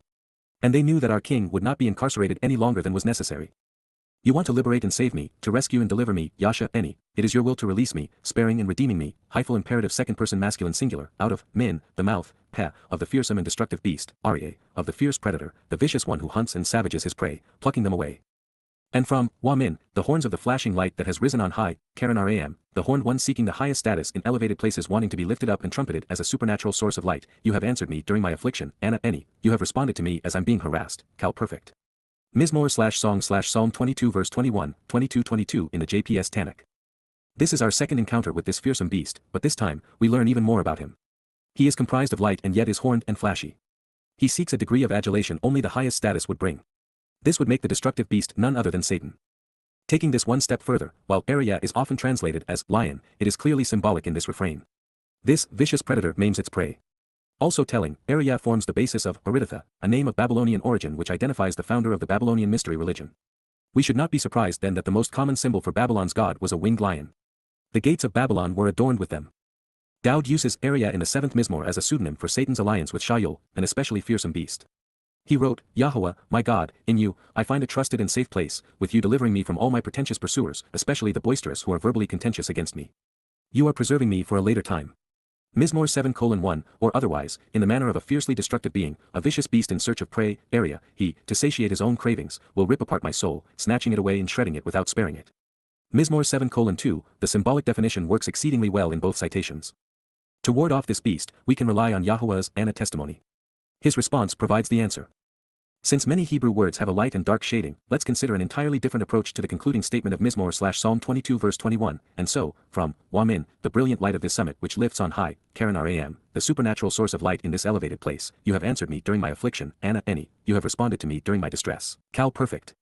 Mizmowr/Song/Psalm 22:21 20 seconds. I prefer this rendering because it not only addresses the location where this occurred, and speaks of the Spirit's response, but it also serves to connect this portion of the prophecy with what occurred on Moriah 2,000 years earlier. Karen was used to depict the radiant nature of the Lamb Yahowah promised to provide at this time. Staying focused on Dowd's amazing repertoire of inspired literature, no matter how his lyrics are rendered, the last four words of the 21st refrain are the most important and the least understood: Min, Karen, Ram and Anna. The JPS Tanakh, based upon the Masoretic text, conveys, from the horns of wild oxen rescues me, JPS 1985, changing answers to rescues, because otherwise, the verse would turn God into oxen's horns. The NASB gets Anna correct but then commits a similar crime, rendering the passage as if God were a matador, from the horns of the wild oxen you answer me. The ASV adds a, yeah, but, otherwise, reads like its descendant. The NIV dropped the reference to answering, Anna, and replaced it with save, Yasha, save me from the horns of the wild oxen. More creative still, the KJV, ignoring two of the four words and convoluting the others, translates, for thou hast heard me from the horns of the unicorns. That must be proof for Twistians that unicorns actually exist. So that we don't add to the stench, let's start over. Anna can convey something positive or negative depending upon the context. It is typically rendered as, to answer, to respond, to testify, or to reply, providing testimony as a witness. At the other extreme, if addressing what Dowd would endure on this day, Anna can be seen as affliction or humiliation. Anna, however, does not mean save or rescue. But what it does mean is important. God responds to those who seek him and are willing to rely upon him. Also, since Anna Eni was scribed in second person, it reads, you answered me. Karen, as we have learned, has a wide range of definitions. It speaks of shining, being radiant, emitting and sending out brilliant rays of light supernaturally. Karen's horn symbolism can denote a desire for power and authority over a kingdom. And at times, it can mean flashy. As noted previously, Yahowah uses Karen in the same place and during the same phase of Abraham's dress rehearsal for Dowd's Passover sacrifice. Speaking of the sacrificial lamb that was substituted by Yahowah, God said he had shining horns of radiant light, Karen, brilliant flashing rays of light similar to lightning from a supernatural source, symbolic of power, status, and might, a trumpet for signaling a message, and was the summit of a mountain. In the 22nd Psalm, we are on that same mountain on the same day of the year, observing the same Micra, separated as these events are by exactly 40 Yobel or 2,000 years. Those who miss the meaning offered by the words within the passage, find their oxen and unicorns in the vowel pointing, not in the text itself. Strong's Concordance, based upon the King James Version, says, Ram is from Ram, and translates it as unicorn 9 times and is probably the great aurochs or wild bulls which are now extinct. The exact meaning is not known. Strong's goes on to report, Aramians, lifted up and to rise, but they don't bother to explain what rising up has to do with wild bulls or unicorns, for that matter. And that's probably because those who align themselves with the spirit represented by the horned and flashy one go the opposite direction. Here is another illustrative example. The King James Version renders Bamidbar/Numbers 23:22 as, God brought them out of Egypt, he hath as it were the strength of a unicorn. But that's not what Moses wrote. The Torah doesn't demean its inspiration. Only men do that. The text actually reads, God delivered them out of the crucibles of Mitzrayim with the power, topa, the ability through choice to deliver and, to raise them up to a higher place and status, ram. Inaccurate diacritical markings can render God as foolish as a mythical unicorn or, in the case of the NASB, can put him in league with Satan. God brings them out of Egypt, he is for them like the horns of the wild ox. If nothing else, by exposing these comparisons, we find a reason to stop trusting the religious. An unfathomable amount of manure has been piled on top of Yahowah's word. The truth is still there, as magnificent as ever, but sometimes we have to hold our noses while digging past man's garbage to find it. We were not with Abraham on Mount Moriah when his example foretold Dowd's sacrifice. We were not with Moses on empty Choreb when Yahowah recounted this story to him for our edification. We were not with Dowd when he composed this song about what he would endure. And we were not standing outside the Damascus gate witnessing what our Messiah was doing for us on Passover as he fulfilled these words. But we have something equally revealing and reliable, the words our Savior wrote, and they are more than enough. And in them, we have affirmation that Dowd loved his father. I have chosen to continually recount, providing a written record, Saphar, I want to always proclaim, especially in writing, Peel in perfect cohortative, of your name, Shem, Ada, your personal and proper designation, reputation, renown, to my brethren, La, Ach, Any, to my relatives, kin, countrymen, and family, within the midst of, Ba Talk, the summoned community who have been called out, Kahal, the assembled who have gathered for this purpose, so as to radiate your brilliant source of enlightenment and extol your virtues, Halal, Ada, to become radiant and ongoing with you while commending your merit, Peel imperfect. Mizmowr/Song/Psalm 22 verse 22. Yisrael's most acclaimed shepherd and king, Yahowah's Messiah and son, recorded, related, recounted, declared, and proclaimed, God Shem, his personal and proper name. Too bad his brethren failed to follow his example. Dowd affirmed what his people have made a religion out of denying. It isn't just interesting, it is religion-shattering that Dowd never departs from his first-person account of Chag Matsah. He does not speak of another individual or ever address a third person. You will never find Jesus, or even Yahush's, name on his lips or scribed from the point of his pen. It simply does not exist. Since Yahuwah inspired every Nabi, since they are all keen on conveying Dowd's name and none mention someone named Jesus, this means that either no one by this name contributed meaningfully to his people or he had no interest in us knowing or using this name. And that makes the misnomer, Isu Christu, Jesus Christ, completely inappropriate from God's perspective. This crude counterfeit would be no more God than Julius Caesar. Curiosity prompts us to consider why the lie would be preferred 1,000,000 to 1 over the truth, especially since the world is preoccupied with the corruption of a name Yahuwah never mentions. A third of the planet's occupants will celebrate Christmas and Easter, even categorize themselves as Christians, when Jesus Christ never existed. Even his alleged death and resurrection make him more like Dionysus or Osiris than anyone spoken of by God. Dowd volunteered to endure the sacrifice because he loved Yahuwah and his people. Respect and revere, appreciate the astonishing awesomeness of Yahuwah, Yahowah, the proper pronunciation of the name of Eloah, God as directed in his Torah, teaching regarding his higher existence and our shalom, restoration, to radiate his light, halal who, make his brilliant source of illumination clearly visible. Every, Kol, descendant, Zerah, seed, child, offspring, family, and progeny, of Yaakov, father of Yisrael who was renamed Yisrael, you should choose to consider him worthy of respect and massively significant, Kabad who, elect to hold him in high regard, valuing him immensely, Peel imperative. You should want to live with him, Wagor Min who, you should choose to become a welcomed guest in his company, sojourning to the place where you dwell and remain as a result of your reverence and respect for him, Kal imperative, all you descendants of Yisrael, Min Kol Zerah Yisrael, including every child who engages and endures with God. Mizmowr/Song/Psalm 22 verse 23. Dowd was speaking of something he knew better than anyone. He recognized it when he wrote these songs, when he lived with his Father in heaven, at the conclusion of Pesach and Matzah, and especially when fulfilling Bikurim as Yahuwah's firstborn as the Messiah returned to heaven. More importantly, Dowd knows a great deal about respect, how it is earned and lost, and why it is so important.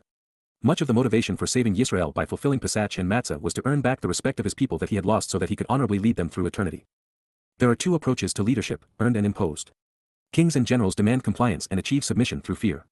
Questioning their edicts and orders comes at a high price and rejecting them is a deadly proposition. With them, their authority to rule is imposed through intimidation, incarceration, and death. Dowd had been a shepherd, and he knew the importance of earning the respect of his flock. He had tangled with lions and bears, risking his life to protect them.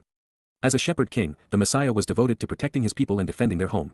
He had earned their admiration when he slew the foremost warrior of the day who would have subjugated Yisrael had Dowd not prevailed. But he would squander it by the way he responded to Shaul, Absalom, and Bathsheba. Over his life, he earned it back and then gave it away. As Yisrael's greatest defender, the Zeroah, protective ram and sacrificial lamb knew that he would be able to endure whatever the Romans, as the Goliath of their day, brought to bear against him. This time, he would use the body his soul had occupied as the stone. The Ruach would be the sling. In so doing, he would earn his people's respect such that he would lead them as a shepherd, knowing that they trusted him. One more battle, just 2 days of conflict, would pay dividends forever. It was as brilliant as it was heroic. But knowing the full extent of the excruciating torture 1,000 years in advance, while recognizing that it would be another 2,000 years beyond that until anyone credited him for making these sacrifices for his people, and still be willing to carry out his commitment requires a level of courage and character exemplified in a single, solitary soul. So, now you know why Yahuwah chose him and loves him.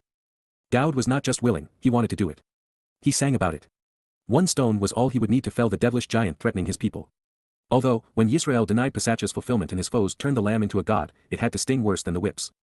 As before, defending Yisrael by defeating those seeking to subjugate the people would be easier than subduing the more intrusive foe devouring the nation at its core, religion.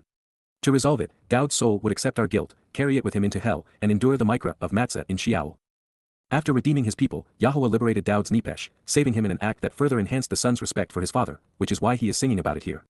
It would be a beautiful picture, with Dowd now bathed in his father's light. He would be the firstborn of Bikurim as a result of what he and his father had accomplished on Passover and unyeasted bread. Knowing many would follow, Dowd then encourages us to respect Yahuwah as he had done, expecting the same result. Dowd is describing the gift of the set-apart spirit and her garment of light. She has the ability to empower us and enlighten us, teaching us, while rendering us perfect in Yahuwah's eyes by immersing us in her brilliant light. She provides the spiritual rebirth required to be adopted into Yahuwah's family. What's particularly revealing in this regard is that halal means to radiate light, not reflect it. For this to occur, we must have the light source within us. When we are born anew from above in the set-apart spirit, she resides within us, becoming the source of our illumination, empowerment, and enlightenment. Halal is almost always translated as praise, but this is not its primary definition, and it misses the point. Halal's preferred connotation is to shine, to radiate bright and brilliant light, to make clear and visible by bringing forth the light, revealing its source. While the secondary meaning of the word can mean extol in the sense of admiring, in addition to boasting, these inferences can lead to the word's dark side. Halal's tertiary connotations include to make a show, and to be praised for it, to create a grandiose appearance, to be foolish, insolent, and arrogant. The darkness associated with halal's light exists because Jesus Christ wasn't the only counterfeit to torment God's people. According to the prophetic portrayal of Satan presented by Yahshua in Isaiah 14, Halal ben Shakar is the name of the most prevalent counterfeit god. He is the Lord of Christianity, the Allah of Islam, and the GD and Hashem of Judaism. The Messiah Dowd carried all that pertains to his aspirations to be worshipped as the God of religion into Sheol with him. It was the biggest of all burdens. As for Yahuwah, he did not create us to praise him. He is not insecure. Moreover, the idea of worshipping God is perverse. Having us worship him would be like having thoughtless tadpoles croak out that, by comparison to frogs, men are really swell, all while prostrating themselves to onlookers and choking down stray flies and swimming in slime. Creating an inferior being for this purpose would be narcissistic and psychotic. Sure, it is appropriate to acknowledge his goodness, greatness, and generosity.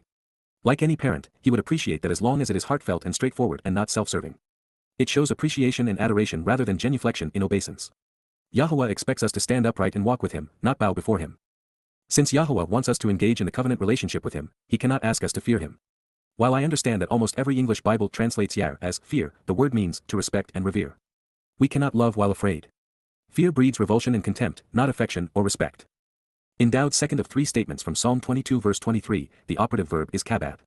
It is also the first word of the second of 7 instructions etched on the second stone tablet. It is used to describe the nature of the ideal relationship between children and their heavenly father and spiritual mother. And that is why this is set within the context of Jacob, the forefather of the children of Israel, and thus of the covenant family. Equally important, Dowd is still speaking of Yahuwah. The textual consonants that comprise kabad give rise to an important series of derivatives. Collectively, they convey weightiness, massiveness, significance, worth, value, abundance, glory, and greatness.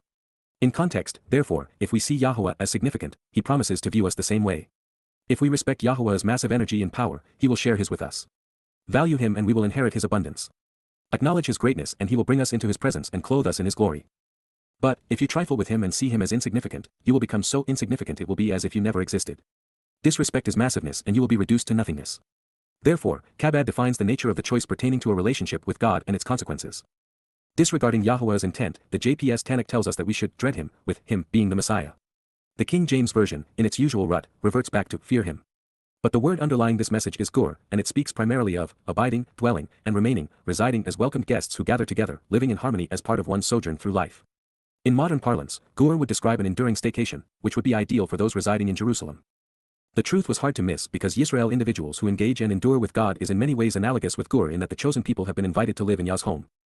The secret to our success is contained in these words. Indeed, KY, he has not relinquished his regard for or thought less of, lo, Baza, he has not shown contempt for or devalued, nor has he lost respect for, refused to consider, or abstain from, Cal perfect, nor has he rejected, while lo, Shakats, he has not shown antipathy or disdain toward or an aversion for, the responsive one who is afflicted and oppressed, enough any, the one who answers the summons, who engages and acts, is humble and unpretentious, who replies even while persecuted. From Anna, to answer, respond, and engage. Mizmowr/song/Psalm 22 verse 24. While he is Yahuwah, the one who remains responsive even in the midst of his affliction is Dowd. And even though we will never endure this degree of persecution, it is a message for us, such that we also remain responsive to Yahuwah's calling, even in our darkest hour when all appears lost. And in this case, Dowd, after having accepted the guilt of every covenant member over thousands of years, would have been vulnerable to rejection. And yet, nothing would interfere with Yahuwah's enduring love for his son. Baza is the opposite of kabad. The basic meaning is to accord little value to someone. It conveys disdain and a lack of respect or reverence. Baza can be rendered, to hold in contempt, to refuse or abstain from, or to treat as beneath one's notice or dignity. Dowd is, therefore, summarizing Yahuwah's policy, Baza for Baza, kabad for kabad. If you don't respect him and value his redemptive solution, you aren't going to trust him or rely on it. And since there is but one God, one source of life, and one Savior, by being Baza, by being of little worth, by being beneath one's notice, and by being alone and abandoned, Baza happens. The most interesting aspect of this statement might be the realization that both Enuth and Eni are based upon Anna, a word whose primary meaning is to respond by answering a summons to meet. Yahuwah's 7 micro-EY, 3 of which Dowd is seen responding to in his psalm, are invitations to be called out and welcomed into God's presence. One's response to them determines their future, even if they have one. This is particularly intriguing because Dowd is conveying both sides of Anna, to answer and respond, or be afflicted and persecuted. Said another way, Dowd's nepesh soul was afflicted on Chag Matsah so that those who reply and answer Yahuwah's invitations don't suffer the same fate. Having begun the 22nd Mizmowr at a defining moment in the second of 3 epochs of Dowd's prolonged existence, asking, my God, why, and then detailing his ordeal through Chag Matsah, the Messiah has turned his attention to Yahuwah. He realized that his Father will always be the impetus behind the restorative effects of these micro-EY, orchestrating every aspect for our benefit. Dowd wants to share the result of his soul and Yahuwah's spirit being reunited with us. Nor did he continually conceal his presence, while lo, Sathar Panahu, nor has he hidden his appearance, from him, Minhu. And during his request for help, Shoah who, his pleading for relief and request for assistance in a desperate situation, to him, Elhu, to he who is God, he listened, Shama, he heard. Mizmowr/Song/Psalm 22 verse 24. Dowd's oratory reveals that Yahowah was well aware of what would be occurring to his son's soul. And it is evident that they had discussed how this would all transpire. The perspective provided by Dowd's next line offers yet another affirmation that father and son developed a keen sense of mutual adoration. They were eager to compliment one another, both proud and impressed with what the other had accomplished. In so doing, they reveal what fulfilling Chag Matsah accomplished, while helping us better appreciate why Yahowah prefers to work through special people like Dowd rather than alone. Even God couldn't achieve this moment independently. And from Dowd's view, the son is singing his father's praises because he was grateful for what he was accomplishing on behalf of Yisrael. From you and because of you, Yada, I will be appreciated and adored for shining brightly, my reputation exalted, Tehillah Eni, my song proclaiming my accomplishment and gratitude for this tremendous opportunity will elicit praise, feminine from halal, brightly shining and radiating light, construct, making it possessive, within the greatly esteemed assembly, Kahal Rab, among the abundant and exalted company, fulfilling my commitment and promise to be part of the free will. Offering, Neder Eni, my vow. I am fulfilling restitution and complete restoration, Shalem, I am offering for enduring recompense and renewal, Peel imperfect first person singular, in a conspicuous and straightforward fashion in the presence, neged, openly and in full view, of those who respect and admire it, YAHOWah. Mizmowr/Song/Psalm 22 verse 25. Dowd fulfilled the means to our restitution with God, completely restoring the covenant relationship in a straightforward and conspicuous manner. It is the greatest of all gifts. Our King has earned the respect and adoration of God and every covenant member. And if they had not been so easily indoctrinated, the same would have been true of every Yisraelite and Yahud. So, while it was the greatest achievement in his life, it was Yahowah who made this possible. God combined Dowd's brilliant decision and courageous approach with his ability to achieve the grand reunification plan's purpose. The Messiah is revealing something we'd all be wise to consider. Having convinced God that he should be allowed to honor the most important promise ever made by enduring this excruciating trial during Chag Matsah as the sacrificial victim, Dowd is acknowledging that, while he will be adored for having done so, Yahowah deserves the credit. Without God, Dowd does not exist. Without Dowd, God is still God, just lonely. But beyond the obvious, had Yahowah been an absentee landlord, disengaging after creating the place and players, Dowd would not be worth knowing or remembering. Without Yahowah choosing, anointing, and inspiring him, he remains a shepherd, his great potential squandered in Bethlehem. It goes far deeper. Without Yahowah conceiving, articulating, and enabling the Berith and Micro-EY in the Torah and then demonstrating their effectiveness in the lives of his people, Dowd's sacrifice would have been meaningless because it would not benefit anyone. Dowd was motivated by what he knew Yahowah had done and would accomplish through Pesach, Matzah, and Bikurim on behalf of the Berith. And he recognized that his father was capable of orchestrating the entire affair to justifiably reconcile his relationship with his people. Yahowah made it possible for Dowd to be great. And Dowd understood the opportunity God had presented, he accepted the conditions and benefited from the result. And now, because of what father and son have accomplished by working together, the same opportunity, conditions, and benefits are available to everyone else. From you, and because of you, Yada, there is an appreciation of what I've accomplished, my renown and reputation are adored, providing me the opportunity to serve while shining brightly, Tehillah Eni, within the greatly exalted assembly, Kahal Rab, fulfilling my commitment and promise to be part of this free will offering, Neder Eni. I am fulfilling restitution and complete restoration, Shalem, in a conspicuous and straightforward fashion in the presence, neged, of those who respect and admire it, YAHOWah. This was easier said than done, making the expression especially cathartic. Dowd lived his life in awe of Yah, always appreciative of everything he had done for him. And over the past 3 days, they had been partners, working for the benefit of the covenant family. And yet, here it is, the whole of it, from Pesach to Bikurim, laid out in all of its excruciating detail. I can imagine that, upon first witnessing what would transpire, he might have initially wanted to turn away and hide, to deny what his eyes had seen, knowing what he would endure. But then, we have to deal with the fact that God facilitated all of this to save the people who would disrespect his beloved son. Humankind's response was particularly painful. It would be 2,000 years before Jews would go from depriving Dowd of the credit he is due, even denying the fulfillment of Chag Matsah, to finally coming to adore father and son for what they have done. Equally horrible, the world's most popular religion would rob the Messiah and Son of God of his adoration and respect by creating an avatar and turning him into a replacement God who hates Israel.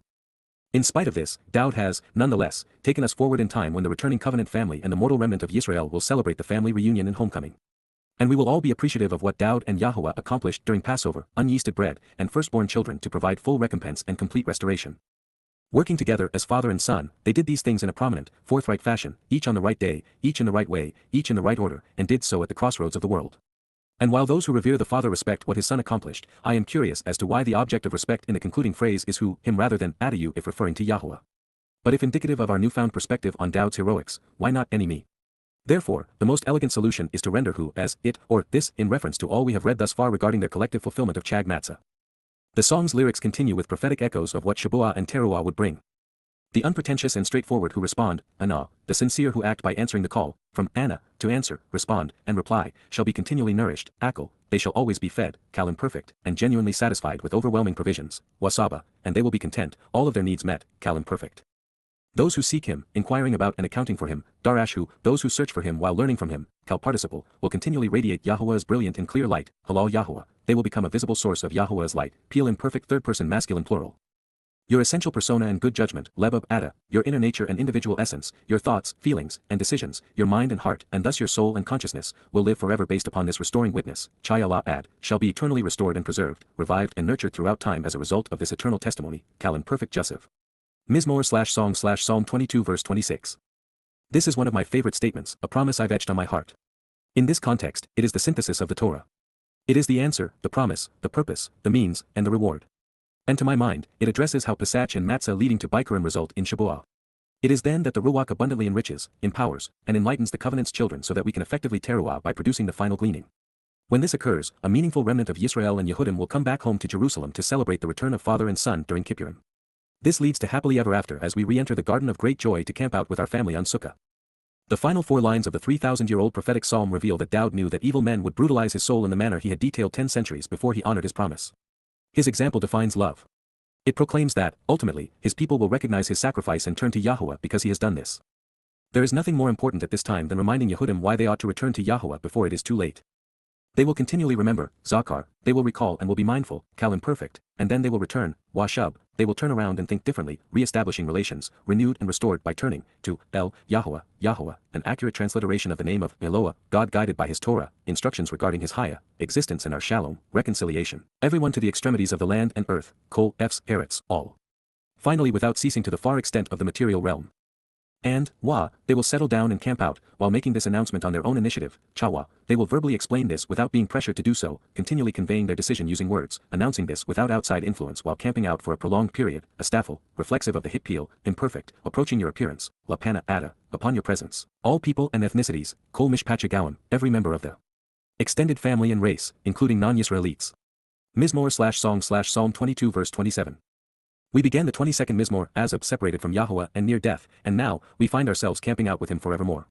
We have moved through Pesach, Matzah, and Bikurim, enabling Shabuah and Teruah to facilitate Kippurim such that we are celebrating Sukkah.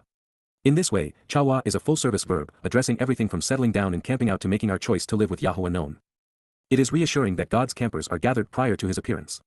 Our mission is to ensure that father and son are pleased with the reception they receive. It is also affirming of our experience that every member of the covenant family will be there, including some very special and beloved Gawim. Be aware, no one is remembering or acknowledging he whose name is never spoken, I/Jesus. The counterfeit didn't accomplish any of this. He did not exist, and he isn't coming back. Jesus Christ is a figment of religious imaginations. He is a lousy replacement for Dowd, and he is the product of philology. Curious as to the set of circumstances whereby everyone on earth would be making this announcement before Yahuwah, I found the answers provided in the text. Those included in this group are Zakar mindful of Yahuwah and particularly aware of his most memorable man. And on this limited occasion, the transition from Teruah to Kippurim, it is Yada who will have laid down his life so that Yisrael might not only live, but also prepare them to exist in the presence of their God and King. In addition, every member of this mortal remnant will have changed his thinking about father and son and returned home. They have arrived in advance of God's return to Chawa make this announcement on their own initiative, ready to camp out because they know who is coming and why. Also, mishpacha, as a compound of my, to question, and shapa, to have scraped by when others were blown away by the wind, reveals that these are the few among the many. They are well on their way to becoming mishpacha family and, thus, ultimately, covenant. Because indeed, ky, for the express reason, on behalf of, during the approach of, Yahuwah, the proper pronunciation of the name of Eloah, God as directed in his Torah, teaching regarding his higher existence and our shalom, restoration, the king reigns, Maluka, there is rulership and royalty, from Malik, to become king and reign by providing advice and counsel, providing leadership by painting pictures with words, Mashal, taking charge through effective communication, making informative and revealing comparisons with proverbs and parables, governing through wise discourse, Kal participle, with, people from different races and places, Gawim, different ethnicities. Mizmowr/song/Psalm 22 verse 28. The opening lines of this song were focused on Dowd's fulfillment of Pesach. As we near its conclusion, we are celebrating Sukkah. But more than this, Yahuwah has answered a question that, until this moment, I've never understood: why would anyone living in Yahuwah's presence need a king? The answer is twofold, and initially, it is found in both Malik and Mashal. Dowd leads through effective communication and governs through wise discourse, ever ready to paint pictures with words by providing wise counsel and good advice. No one has been as gifted in this regard as the author of these lyrics. Secondarily, since Yahuwah's preference is to work together with his sons and daughters, just as he has and will continue to do throughout the mode Mikri, he found the ideal man to guide us through eternity. And clearly, he deserves our respect. And just as there is one God, there is one firstborn, one Messiah, and one King. And that is why he reigns on behalf of Yahuwah. Rather than return to the Shabat judges, in the covenant family, the best and brightest among us will provide proverbs and parables to lead and guide us. More than this, heaven isn't a democracy. For reasons that were important to him, Yahuwah chose Dowd. It is his universe and his home, and therefore, his decision. He authorized Dowd by anointing him Messiah and inspired him with his spirit. They wrote these lyrics together. This way, we are afforded a choice, we can join them on these conditions, knowing that Dowd will be our shepherd, or we can go our separate ways. Over the past 3,000 years, Yisrael has chosen the latter, that is, until Yahuwah expressed his will again, choosing someone to give voice to his son's message to mankind. One last thought before we move on. The conclusion of the last statement reveals that Goyim non-Yisraelites will be providing leadership and counsel along with Dowd. This means there are Gentiles that the king will find useful or at least entertaining. Therefore, Dowd will be assembling a racially diverse team to work with him. Smart managers delegate, and there are none wiser than God's son. With Dowd singing to us every evening, the children of the covenant will gather around the campfire and be regaled by his stories. Listen. All of, Kol, the anointed, Dashan, the chosen harvest, the accepted and satisfied, the empowered and content, the prosperous and enriched, the vigorous who are now thriving, of the land and earth, Eretz, of the material realm, who approach his presence, Lapanahu, at his appearance, shall be nourished, Akal, they will be fed, Kal perfect, and they will settle down living in shelters while independently making their position known, Wachaya, they shall tabernacle, reminiscent of. Sukkah, shelters where we camp out with God, while they make public pronouncements and explain, using words, what matters most to the living, Astafel/Hippiel imperfect. Mizmowr/Song/Psalm 22 verse 29, JPS 2230, in part. This is yet another affirmation that we should be following Dowd's example. He is showing us the way home. Just as he was anointed 3 times, symbolic of his 3 lives here on earth, Yahuwah will be anointing every member of his covenant family.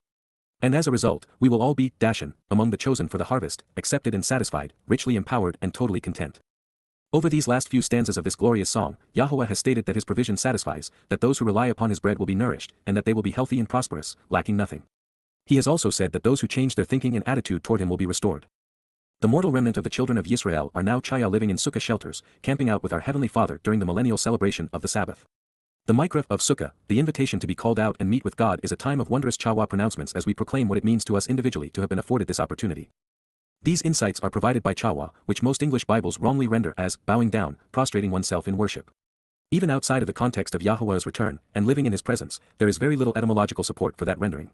At best, it is listed 5th among 4 considerably more valid definitions in most Hebrew dictionaries. And some lexicons don't even include bowing or worshipping among Chawah's connotations. The primary meaning of Chawah is to tell, to explain, to announce something publicly, to verbally convey an important statement using words, and to inform making a declaration. The secondary definition for Chawah speaks of settling down and living in shelters while making our positions known as we celebrate tabernacles.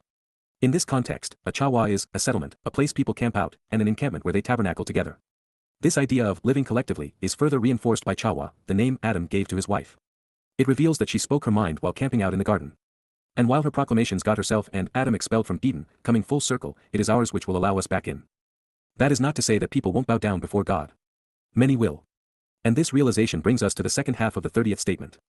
For the earth to become like Eden, it will have to be cleansed. As part of this process, we read. Those who are habitually kneeling down, prostrating themselves, having made life miserable, Kara, those who are continually bowing down on their knees, Kal imperfect third person masculine plural, will all descend, going down, Kol Yered, those bowing down will all be abandoned and lowered, brought down, Kal participle, to the dust of the earth, afar, to the ground, toward the powdery ash and dirt, to the rubbish and rubble of the material realm, even, Wa, the soul itself, nepesh hu. His consciousness. He will not be allowed to live, lo, Chaya, he will not be kept alive, restored to life, revived from death, nor spared, saved, or preserved, Peel perfect third person masculine singular. Mizmowr/Song/Psalm 22 verse 29. As we have shared throughout Yada Yahowah, there are 3 different fates awaiting human souls. Those who have embraced the terms and conditions of Yahuwah's covenant will camp out with God, learning from him and sharing with him. Those souls who ignore his covenant, even reject his covenant, will cease to exist. They will not be kept alive nor be restored to life. For them, it is dust to dust and ashes to ashes. There will be neither reward nor penalty. Suffering a debilitating fate, those souls who have led others astray, those who have advanced the cause of religion and politics, who have sought to replace Yahuwah's covenant and people, will descend to Sheol to experience an eternity of emotional anguish, separated from God. The verdict in the latter 2 cases will be determined during the millennial Sabbath of shelters. Every soul estranged from Yahuwah will be judged, with some bowing down before God to receive their disposition. Therefore, for a Muslim or Catholic constantly bowing and prostrating oneself in religious worship, a day will come when they will kneel in judgment. And on that day of judgment, the best available alternative will be for their soul to be extinguished. As such, this verse is further proof that souls are mortal. Immortality requires being born anew in Yahuwah's spirit or aligning oneself with Satan's spirit and leading others astray. It is a subtle and profound truth: those who prostrate themselves in religious worship have made life miserable for themselves and others, particularly God's people. And so, it is the religious who are being sent down. The faithful will find their beliefs deadly. Dowd, speaking of his God and Savior, concludes his song by singing that we will be like the Messiah in two additional ways. We are afforded the opportunity of working with Yah and proclaiming his message. Posterity, Zerah, the seed which is sown, the descendants, children, and offspring, shall work with him, Abad who will act, serve, and labor with him, expending considerable energy and intensity to do things with him, Kal imperfect. This will be recounted, recorded, and proclaimed, Sapar, it will be regarded and told, conveying the full and accurate measure of the scroll in writing, Pule imperfect, of the approach, La, of the drawing near, of my upright one, Idown, Eni, the upright pillar of my tabernacle, to, La, on behalf of, the generations and their dwelling places, Ha dower, those related by birth, the family line, the household and home. Mizmowr 22:30.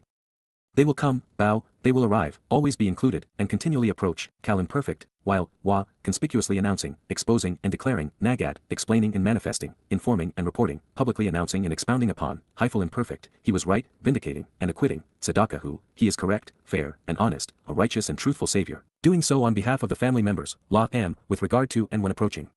The people who are related, who have been and will be born, Yalad, who are their descendants and children, such that they honestly acknowledge, KY, surely and truly, he has engaged and acted to actually accomplish this, Asa, he has done this job, genuinely performing this work at this moment in time, Kal perfect. Mizmowr/song/Psalm 22 verse 31. Based upon all we have read, what was done, and who accomplished it, I think that this is Yahowah addressing how the covenant family will respond to his beloved Son. The Messiah, now the upright pillar of Yahowah's tabernacle as a result of fulfilling Passover, will be recounted for having done so by the generations living during the prolonged celebration of Sukkah. The children of the covenant will realize and acknowledge, he was right and is, as a result, vindicating. If not for him, none of us would be here. I adore the concluding line, he engaged to accomplish this. He performed, honoring the promises by fulfilling the mission. Therefore, more than anyone else in his story, Yahowah affirms that Dowd was tzaddik right. When it comes to being part of the covenant family and entering heaven, nothing is more important. I do not know how anyone can read this Mizmowr/Psalm and not be moved to conviction, to action.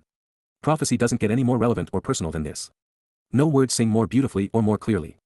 Dowd predicted his role in the single greatest act in human history, the vindication of Yisrael and the covenant family. He committed it to writing 1,000 years before he fulfilled it so that, when it happened, we would know what he had accomplished. His reasons were brilliant and complex, compassionate and justifiable. His sacrifice and heroism were beyond compare. There is no greater life. There is no other path to life. In all of the words conveyed by the prophets, there are none more poignant, palpable, or personal than these. I suspect that even his father is moved to tears by what his son chose to accomplish on our behalf. To the glorious director and everlasting guide, Lahanatsak, according to the leadership of the ram, the lamb opening the doorway, leaping like the buck, Alth, of the dawn, Hashakar. A song, Mizmowr, of, La, Dowd, Dowd. Mizmowr 22 dedication. My God, Eli, why, Lama, have you in this moment forsaken me, Azab Eni? Far, Rachok, away from, Min, my liberation and deliverance, Yeshua Eni, are the words, Dabri, of my anguished groaning, Shaga Eni. Mizmowr 22:1. My God, Elohim Eni, I am appointed to call out and continually proclaim the summons and to make the invitations known, Kara, this day, Yomam, but, Wa, you do not answer, Lo, Anna, so, Wa, by night, in the absence of the light in the darkness, Layla, there is no relief for me, no expectation of rest or silence, Wa lo, Dumyala Eni. Mizmowr 22:2. You are set apart, Wa Ada Kodesh, living to establish, Yashab, the renown and reputation, Tehillah, of Yisrael, Yisrael. Mizmowr 22:3. In you, Ba Ada, our fathers, of Anaknu, relied, Batach. They trusted, Batach, and, Wa, you continually rescued them, Palathem. Mizmowr 22:4. To you, El Ada, to you, they cried out for help, Zaaq, and they were delivered, Wa Malat. In you, Ba Ada, they trusted and relied, Batach, and they were not disappointed or disapproved, Wa lo, Bausch. Mizmowr 22:5. I am but, Wa Enki, a crimson grub, Watola, no longer extant or present as a person, being less than human, Wa lo Aish, rebuked and taunted, insulted and dishonored, Chirpa, by humankind, Adam, and disrespected and demeaned, Baza, by the people, Am. Mizmowr 22:6. All of those who see me, Kol Area Eni, they deride and mock me, speaking unintelligibly about me, disparaging me, Laiji La Eni. They shoot off their mouths, Pater Ba Safa, while they shake their heads, Nuwa Rosh. Mizmowr 22:7. You have chosen to be removed and sent away to Yahowah, Galil El Yahowah. So, let's see if he wants to rescue him, Palathu. Let him choose to deliver and save him, Natsalhu. Surely, KY, he desires to be with him, Chafez Bahu. Mizmowr 22:8. Indeed, KY, you, Ada, had me to gush forth and thrash about, in normal childbirth from, Jayak Eni Min, the womb, Beten, causing me to rely, Batach Eni, upon, Al, my mother's breasts, Shed M Eni. Mizmowr 22:9. Before you, Al-Ada, I was cast out of, Shalak Min, the point of origin as an act of compassion and love, Rekhem. From, Min, the womb, Biten, of my mother, Eni, you are, Ada, my God, Eni. Mizmowr 22:10. Do not continually distance yourself from me by allowing your relationship with me to be severed for a prolonged period, Al-Rachak Min Eni, because, KY, the oppressive confinement and adversary's anguish, Sarah, is imminent and personal, Carol. And yet, KY, no one, Ein, can help, Azar. Mizmowr 22:11. Numerous, Rab, fiercely aggressive soldiers and powerful warriors, Abur, these bullish beasts, Par, of the aggressively attacking supernatural, Abur, serpent, Bashan, surround me, Sabab Eni. They have besieged and crowned me in a hostile fashion, gathering around to hem me in, threatening me, Cathart Eni. Mizmowr 22:12. They open, Patsa, their mouths, Pehem, against me, Al Eni, like a fearsome beast, Aryeh, mangling and tearing me to pieces as a violent and abhorrent, especially repugnant, way to die, Teref, while roaring loudly, Shaiji. Mizmowr 22:13. As it pertains to bodily fluids, Kaha Maim, I am poured out and weakened, Shapak. And, olive, coal, my most substantial bones, Etzem Eni, are stretched, separated, and out of joint, Parad. My heart is now, Leb Eni Haya, like wax, Kaha Downag. It has melted, wasting away along with, Masses Ba Talk Eni, my internal organs, Mia Eni. Mizmowr 22:14. Like sun-baked dust, a broken earthen vessel, Kaha shares, my vigor and strength, Coach Eni, are withered and failed, Yabesh. And, my tongue, Lashon Eni, cleaves, Dabak, to the roof of my mouth, Malkoch Eni. So, approaching, the dust, afar, of death, this plague, moth, they have placed me, validating why I'm here, Shapath. Mizmowr 22:15. For indeed, KY, the contemptible scum and abased yelpers, Caleb, have surrounded me, Nakaf Eni. A politicized religious community providing the testimony, Ada, of the disastrously corrupt and injurious, RAA, establishes a destructive annual cycle to denigrate what I'm doing, Nakaf Eni. They bore into and have pierced, Karo, my hands, Yad, and my feet, Regal Eni. Mizmowr 22:16. I can count, Sapar, all, Kol, my bones, Etzamoth. They, themselves, stare as they look right through me, Nabat Araba Eni. Mizmowr 22:17, they divide and plunder then distribute, Chalak, my garments, begged Eni, among themselves, Lahem, and, for, Al, my clothing, Labush Eni, they cast lots, Naphal Gaurel. Mizmowr 22:18. But you, Ada, Yahowah, you will not be far away for a protracted period, Lo, Rachak. My Ialoth, my source of strength and assistance, the fortitude and ability of the ram opening the doorway, Ialoth Eni, it is my desire and your decision, my choice and your will to act quickly, hastening the process, rapidly rushing in with the minimum passage of time, Chush, to assist in my rescue by supporting me, La, Ezra Eni. Mizmowr 22:19. It is my desire and your will, my choice and yours, to deliver my soul, to snatch away and save my soul, Natsau Nepesh Eni, from the horror, heat, desolation, and ruin, Min Choreb, my unique position as son and precious life as the firstborn child, Yakid Eni, from the influence, Min Yad, of the contemptible scum and abased yelpers, Caleb. Mizmowr 22:20. You want to liberate and save me, to rescue and deliver me, Yasha Eni, out of, Min, the mouth, Peh, of the fearsome and destructive beast, Aryeh. And from, Min, the horns of the bull representing the flashing light that has been lifted up on high, Karen Ram, you have answered me during my affliction, Anna Eni. Or. And so, from, Min, the brilliant light of this summit which lifts on high, Karen Rame, you have answered me during my affliction, Anna Eni. Mizmowr 22:21. I have chosen to continually recount, providing a written record, Sapar, of your name, Shem, Ada, to my brethren, La Ach Eni, within the midst of, Ba Talk, the summoned community who have been called out, Kahal, so as to radiate your brilliant source of enlightenment and brag about you, Halal, Ada. Mizmowr 22:22. Respect and revere, Yahowah, to radiate his light, Halalhu. Every, Kol, descendant, Zerah, of Yaakov, you should choose to consider him worthy of respect and massively significant, Kabadhu. You should want to live with him, Wagur Minhu, all you descendants of Yisrael, Min Kol Zerah, Yisrael. Mizmowr 22:23. Indeed, KY, he has not relinquished his regard for or thought less of, Lo, Baza, nor has he rejected, Lo, Shakats, the responsive one who is afflicted and oppressed, Inuf Eni. Mizmowr 22:24. Nor did he continually conceal his presence, Lo, Sathar Panahu, from him, Minhu. And, during, Ba, his request for help, Shoah, who, to him, Elhu, he listened, Shama. From you and because of you, Min, Eth Ada, I will be appreciated and adored for shining brightly, my reputation exalted, Tehillah Eni, within the greatly esteemed assembly, Ba Kahal Rab, fulfilling my commitment and promise to be part of the freewill offering, Neder Eni. I am fulfilling restitution and complete restoration, Shalem, in a conspicuous and straightforward fashion in the presence, Neged, of those who respect and admire this, Yar-Hu. Mizmowr 22:25. The unpretentious and straightforward who respond, Anah, will be continually nourished, Akal, and genuinely satisfied with overwhelming provisions, Wasaba.